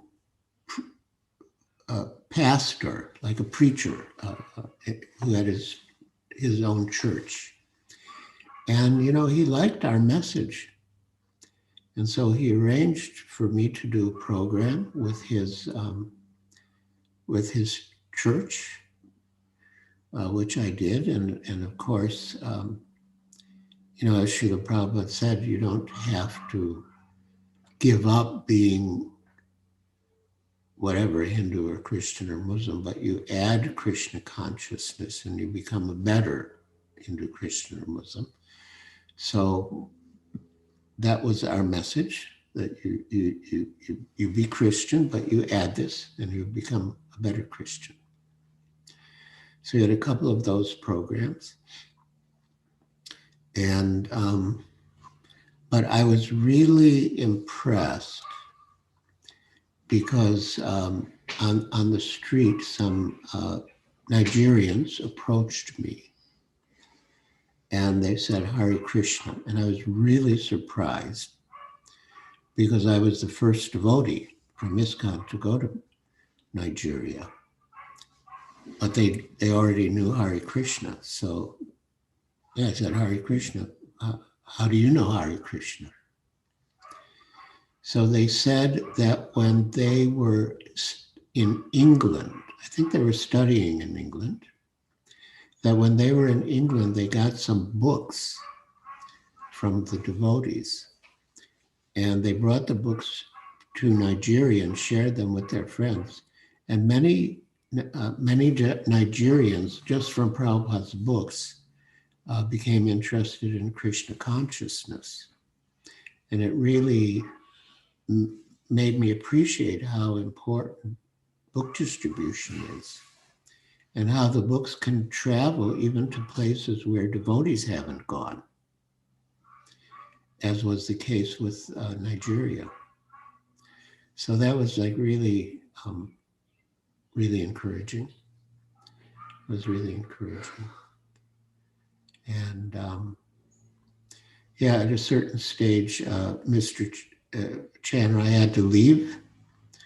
And so he entrusted me to another friend of his who was a Sindhi. He was good. He would take me around to meet people. People would contribute, and I'd have programs at people's homes. And yeah, it was. So I would say that Nigeria or Lagos definitely owns a share of the Juhu project. So you should come to Juhu and take advantage of the facility that you helped build.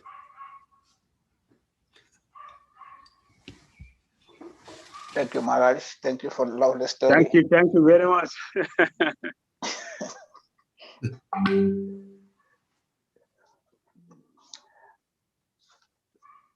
It's so refreshing to hear the story of your collection in Lagos in connection with Juhu Temple. Thank you. Thank you, Maharaj. We have another question from Sahadev Prabhu again. Sahadev, please. Hare Krishna Maharaj. Hare Krishna. Maharaj, one of the amazing personalities on our line that I really cherish so much is Madhavendra Puri. And today is his appearance day. If you have time and if you can share a little Leela about Madhavendra Puri today. I know you've already spent so much time, but if you don't have enough time, maybe some other time. Hare Krishna.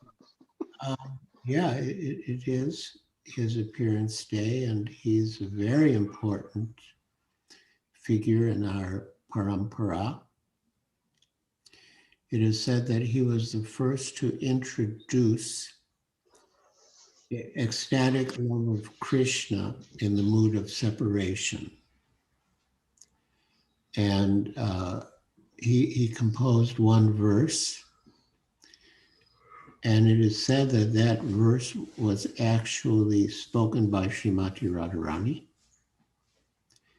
and that only 3 people could understand the deep meaning of that verse. One was Srimati Radharani, one was Madhavendra Puri, and one was Sri Chaitanya Mahaprabhu. And there's so many pastimes with Madhavendra Puri. But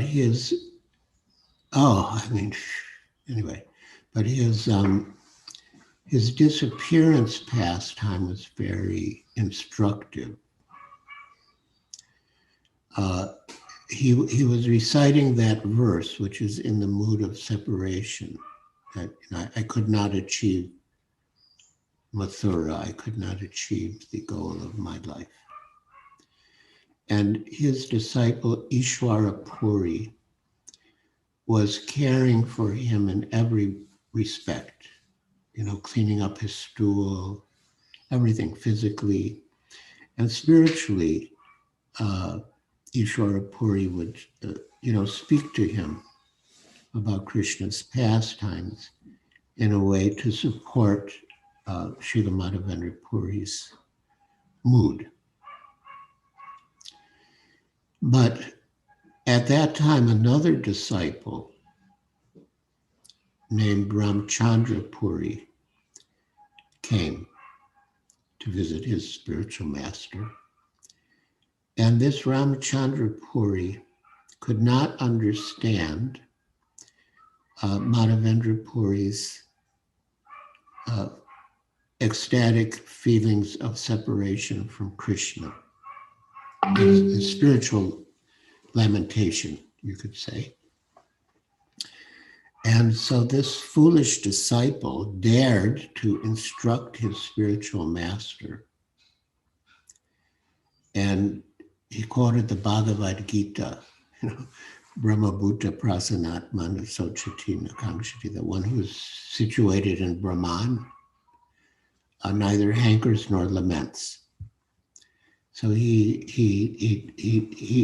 was so audacious that he tried to preach to his spiritual master and tell him that you should be situated in Brahman and you shouldn't be lamenting, hankering or lamenting. And Madhavendra Puri rebuked him and said, go away from here. I never want to see you again. He said, I'm already suffering in separation from Krishna.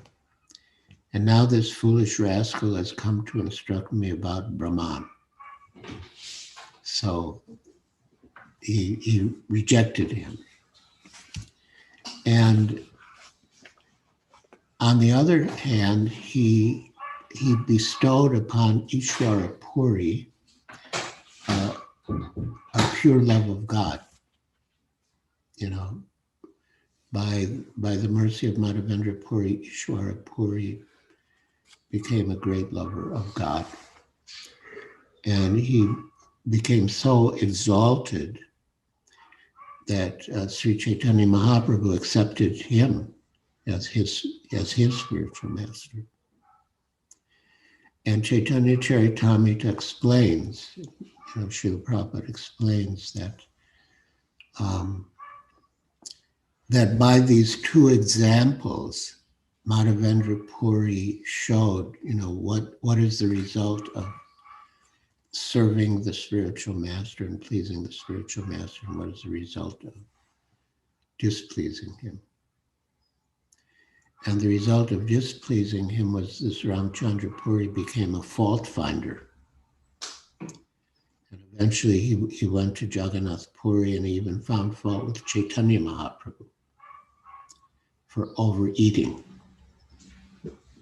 He said, I heard that that Mahaprabhu and his devotees are accustomed to eating prasad in large quantities, and now I'm seeing it for myself. But it's very interesting because he was a disciple of Madhavendra Puri. He was, in terms of generations, he was on the same level as Chaitanya Mahaprabhu's spiritual master, Ishwara Puri. So Chaitanya Mahaprabhu respected him externally. And so he cut down his eating. And then when Mahaprabhu reduced his eating, then all of his devotees also reduced their eating. And, the devotees, they were complaining to Mahaprabhu about Ramachandra Puri. And he said, no, he's giving us good advice. He's thinking of our welfare. And then eventually Ramachandra Puri left. And all the devotees felt that a big burden had been relieved. And then they went back to eating as usual. So Srila Prabhupada says, or Chaitanya Charitamrita says that Madhavendra Puri, by these two examples, showed the result of serving and pleasing the spiritual master, because Ishwara Puri became a great reservoir of love for Krishna, and Ramachandra Puri became a critic and a fault finder. So we actually owe a great debt of gratitude to Srila Madhavendra Puri, who introduced this mood of love and separation from Krishna, following Srimati Radharani. And that mood of separation from Krishna is so central to our mood. It was very much the mood of the six Goswamis. And, Hey Radhe, Vrijadevi Ke Chalalite, Hey Nanda Suno Kuta, Hey Radhe, O Radharani, Queen of Vrindavan, Hey Radhe, Vrijadevi Ke Chalalite, and Lalita.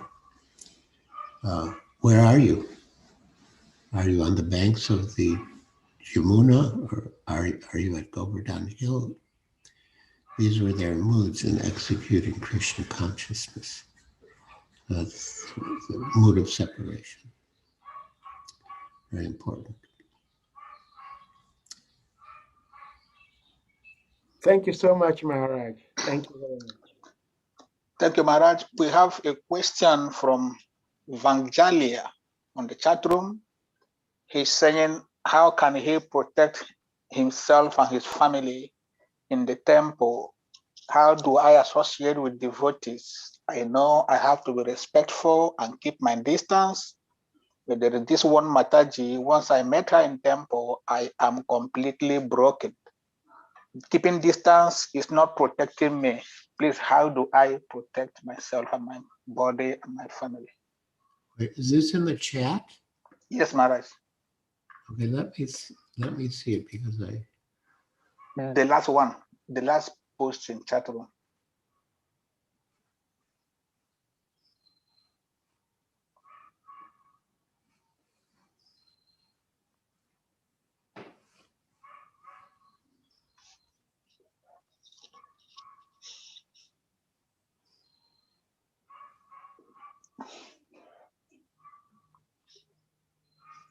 Down, the last post, last comment.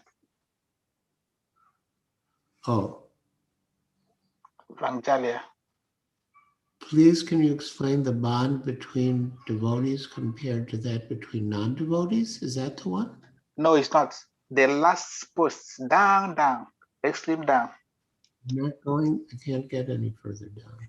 Not the last post, second to the last. No, somebody posted the last one, so second to last, like. Okay. Second to last. Yes. It's second to last. Yes. Yes.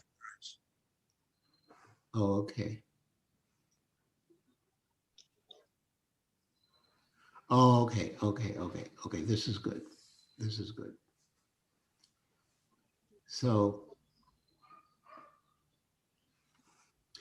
my question is practical and related how I should be in the association of devotees, how to serve in the temple together, try to be nice to everyone. Yeah, I agree with that. How can I protect myself and my family if I feel bad after communicating with one family, with a Mataji? I feel completely broken after meeting her in the temple after service together.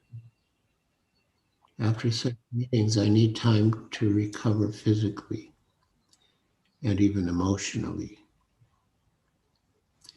I understand that I need to continue to be respectful and keep my distance. But all this does not help me to protect my energy field, my body. So before I say anything, is this Mataji on this, in this meeting? Vanjali, can you kindly unmute yourself and respond, please? Yes, I'm here. Yes, you asked the question. Yes, I have a question. Yes, but I know English not so good. Please, easily like for child.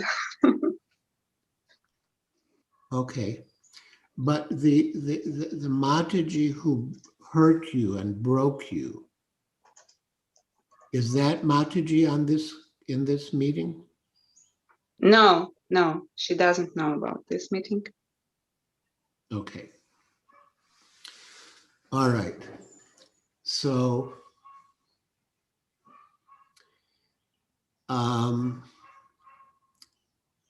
yeah, the rule is that we should respect all devotees, but we don't have to associate intimately with all devotees.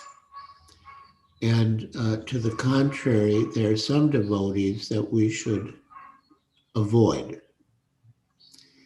but still we should respect them as devotees.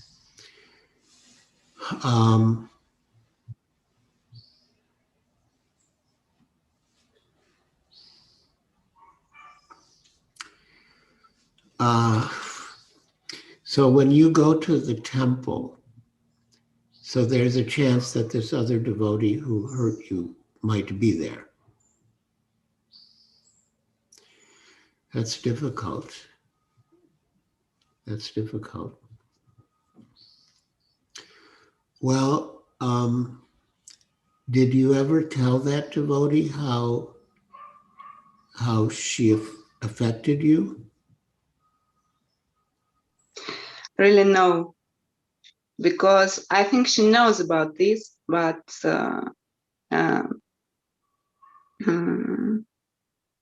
but I never tell her about this, and I just be nice with her and try not to be so close if it's possible. But sometimes we have not a big temple.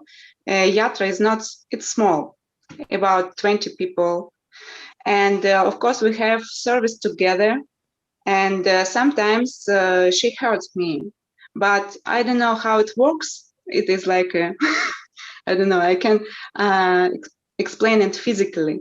But after these meetings, all the time I have broken my head and broken my body and so on. And it is like now, like she's nice, but she has no love, you know, something like this. And it means that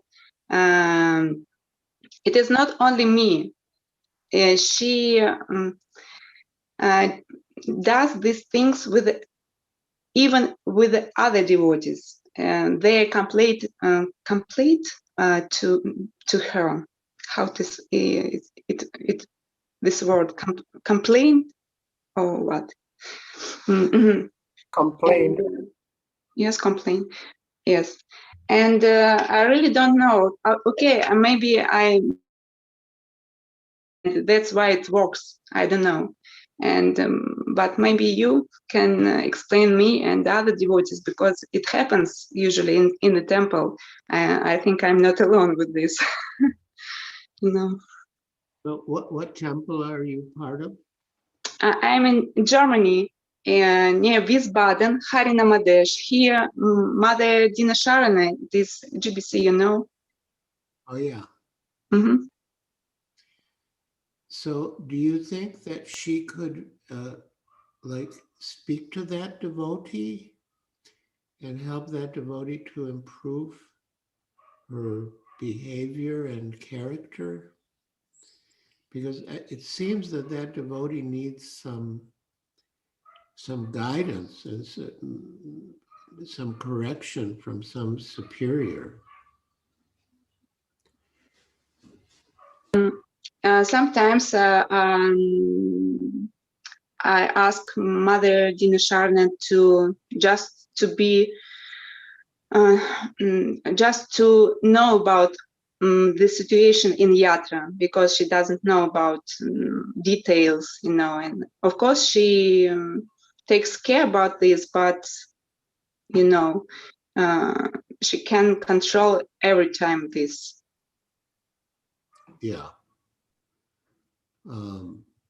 But did she ever speak with that Mataji to time to time? Yes. It means to correct her and to improve her. Okay. Well, I think that you should try to take more shelter of the holy names. Because ultimately, whatever that Mataji said pertains to your mind or your body, which you are not. And so by, attentive chanting, you should get more detached, from your mind and body, and identify more as the eternal servant of Krishna. And that, I think that would help you to heal and, not be so affected by her. And reading is good too. I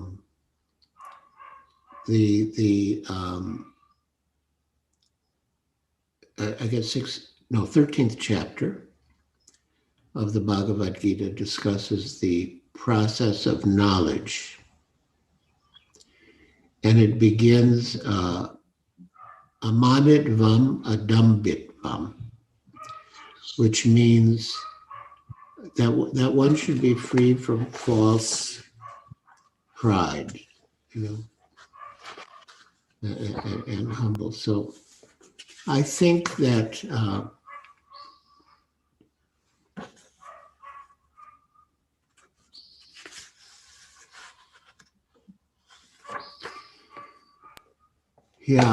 I think that realizing yourself more as a spirit soul, as eternal servant of Krishna, not your mind or body, will help.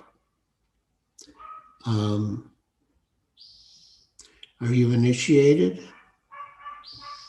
Not yet. Do you chant 16 rounds? Yes. Follow the 4 principles? Yes, exactly. Have you, are you an aspiring disciple of someone? One more time, please. Are you an aspiring disciple of someone? Have you chosen someone who you want to accept as your spiritual master? Not yet. Okay. I'm looking for. Well, in addition to everything else I said, it would help you, to have a spiritual master and feel, sheltered and protected by your spiritual master and not so vulnerable. You know what vulnerable means? Not so open to be hurt by others. Yeah. I'll pray for you that you heal. And, Thank you very much, Maharaj. Hare Krishna. Thank you, Maharaj, for your nice answers. For the questions, we have some comments on the chat room. What is his name? George Jamaica. We have a question from Guru Maharaj. This wonderful solution to take shelter of the holy name and the spiritual master.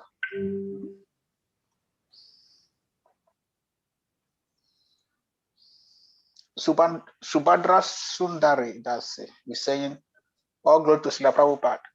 Please, can you explain the bond between devotees compared to that between non-devotees? Okay. Is she on the Zoom? Can we see her? Sundari, can you unmute, please?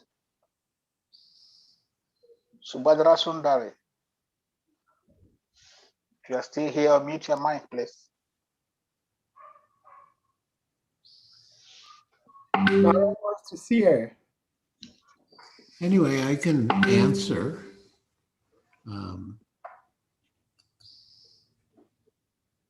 Subhadra Sundari is here, but she's Hare not. Krishna.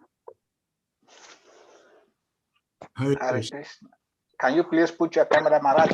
See you. Okay. Can you see me? Yes. Yes, please. Hare Krishna Maharaj. Hare All Krishna. glories to you.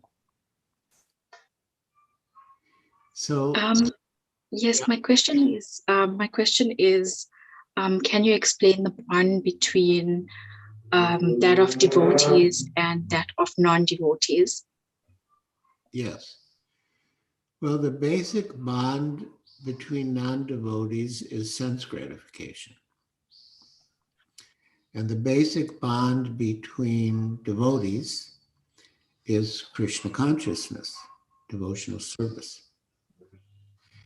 The bond between non-devotees is temporary because the relationship based on sense gratification is likely to become disturbed at some stage because, the one may not satisfy the other. Whereas the bond between devotees is eternal. In fact, one of Srila Prabhupada's disciples named Upendra Das asked Srila Prabhupada if our relationship with one another as devotees was eternal. And Srila Prabhupada said yes. And he quoted Chaku Dan Dilo Ye Janme Janme Prabhu say that my spiritual master is my Lord, life after life. So just as your relationship with your spiritual master is eternal, life after life, so your relationship with his other servants is also eternal. And the relationships among non-devotees, it may last, for a lifetime, But eventually there will be separation because, one or the other will die. If of course, they can separate for other reasons due to disagreement, but otherwise they're bound to be separated by the death of one or the other, and then that's the end of it. Whereas the relationships among the devotees are eternal. So it's really wonderful, that we have these eternal relationships. And it's like Srila Prabhupada said, we'll have another ISKCON in the spiritual sky. Yeah. So yeah, we should treat each other nicely because we're going to be with each other for a long time. Thank you, Maharaj. Hare Krishna. Hare Krishna.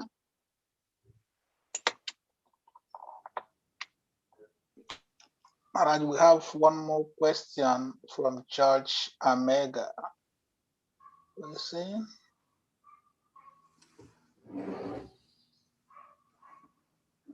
Oh, I can't get it.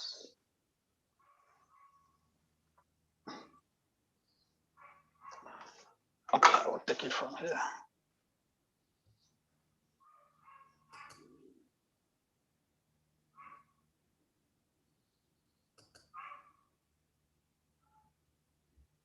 A question?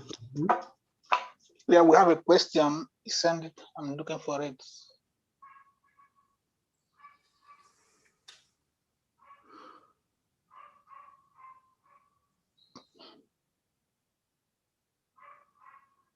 He said, Hare Krishna Maharaj, thank you very much for your wonderful lecture. Can we say any devotee who is deprived of his wealth,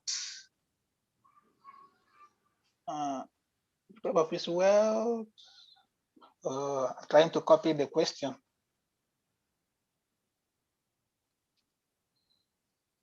Oh God, it's not giving me what I want. Is okay. Can we say any devotee who deprived of his wealth is a pure devotee, or the cases may vary? May varies.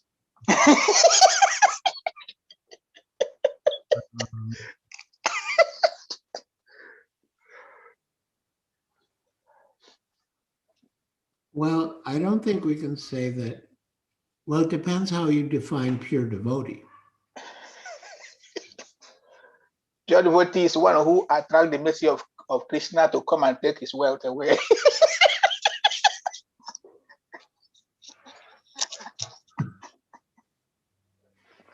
Yeah, well, once Srila Prabhupada gave a definition of pure devotee as someone who's surrendered to the spiritual. So if someone surrendered to Krishna through the spiritual master, and he loses his wealth, and he doesn't leave Krishna, then in a sense we could say he's a pure devotee, because his motive is not wealth. His motive is Krishna, and in the course of devotional service, if he loses his wealth and he doesn't leave Krishna, so we could, in that sense, we could say he's a pure devotee. But yeah. Is the person who asked the question here on the Zoom? Yes, Maharaj. George Omega, please unmute yourself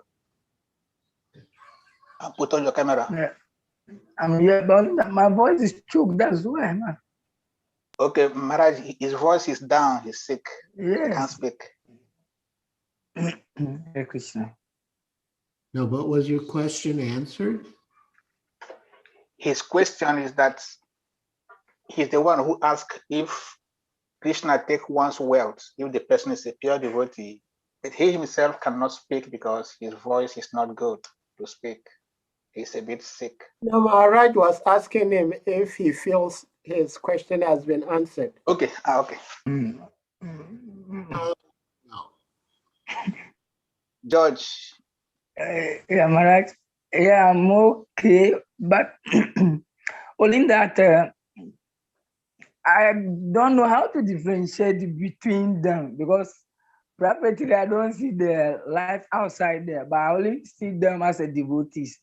So anything happening to them, I see a devotee as a devotee. So from the angle that he's saying, I'm here to look at that. Yeah. Well, we can't say that every devotee who loses his wealth is a pure devotee.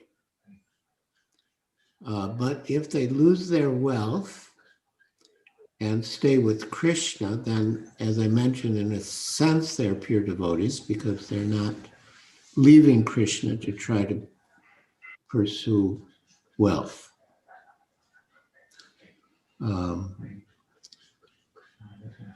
But yeah, I mean, and sometimes, you know, it's like she said on a morning walk about money, that it's a problem to get money, and it's a problem to keep money.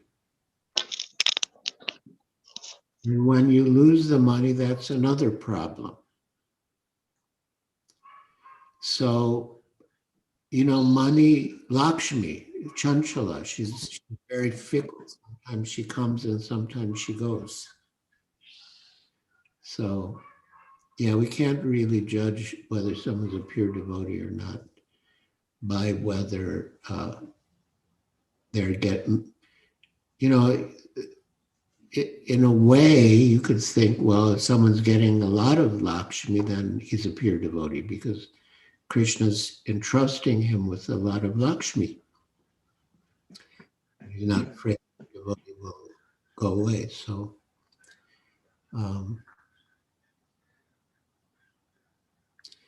yeah, I mean,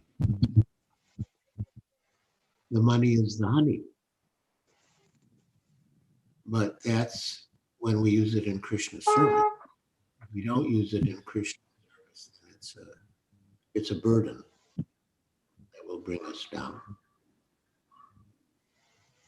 Thank you, Maharaj. I think to a bit clarify, elaborate a bit on that question, because somebody may say because he lost his wealth, he has renounced. You know, we talk about renunciation and detachment of material things. A lazy man who can make money will say he renounced, is a pure devotee. And through renunciation. Because people have been complaining, some people just surrender to temple life when their businesses failed. And we worship them as pure devotees. So by not being able to make it materially, does it qualify one to be a pure devotee? Because so many people take refuge, like in Vrindavan. Yeah. But really, they're not really that kind of devotees in the highest standard. Yeah, in the Bible, there's Chaturvida Bhajanti Mam, that 4 kinds of people come to him to engage in devotional service. And one is the person in need of money. So these 4 are not considered pure devotees, but they can become pure devotees. I mean, the one who's seeking after the absolute truth is closer to being a pure devotee. But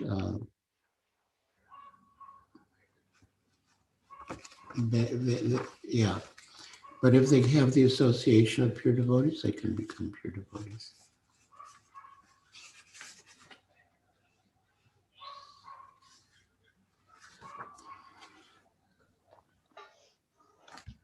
Just to complete the verse, Chaturvida bhajanti mam jana sukritino arjuna arto jigyasur artharthi gyani cha paradarshava. O best among the Bharatas, 4 kinds of pious men begin to render devotional service: the distressed, the desirer of wealth, the inquisitive, and one who is searching for knowledge of the absolute.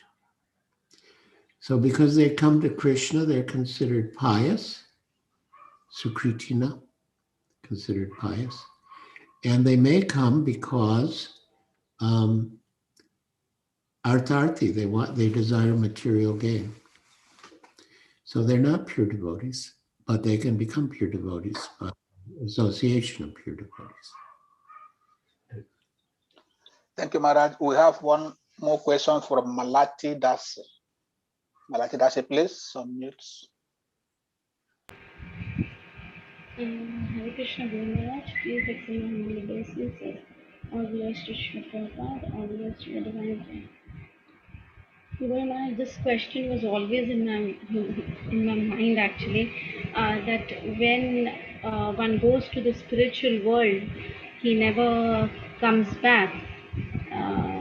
And the reason is like when he comes back, he is envious of Krishna. He wants to enjoy like Krishna. But then when we go to the spiritual world, we are free from all the anarthas. We are like perfect. Then only we can enter the enter Goloka Vrindavan. Then how come again we get that envy and we have to come back again? And like we work for the whole life, prepare ourselves to be there. Again that envy nature comes in us. How come, Guru Maharaj, this happens? So once you go back, Krishna won't come back to the material world again. You won't fall down into the material world again. And Srila Prabhupada explains that, you know, when you make the mistake the first time, you don't know what you're getting into. But after you've experienced what material existence is like, you won't make the mistake again. Like they say, once burned, twice shy. So yeah, I don't think you need to worry about that.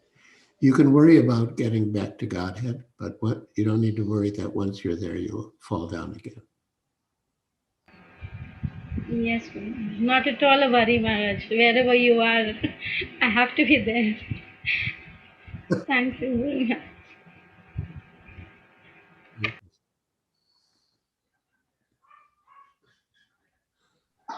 Thank you, Maharaj, for your wonderful answer and for coming. In the absence of no more questions, we will allow Maharaj to take a rest. We shall ask all devotees to kindly unmute yourselves and let's chant Hare Krishna to Maharaj for coming, please. Unmute yourself. Hare Krishna, Hare Krishna, Krishna, Hare Hare, Hare Ram, Hare Ram. Chakarpata Rubyas, Chakripa Sundra Sebascha, Patitana Vaisnavya Vaishnavya. Thank you so much, Maharaj. Thank you, Maharaj. Thank you. So much. Hare Krishna. Thank you. Whoa. Hare Krishna Guru Maharaj. Hare Krishna. Thank you so much, Maharaj.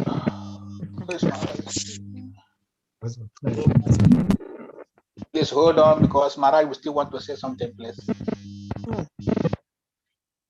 No, I was going to sort of had it in a spontaneous way, but we can do it once more. And, so let us offer our respectful obeisances unto all the Vaishnava devotees of the Lord, who are just like desired trees, who can fulfill the desires of it.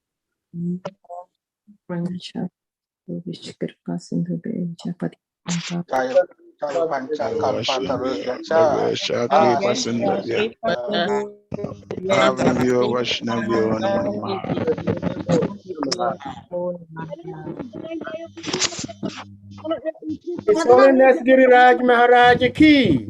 Jai. Prabhupada ki jai.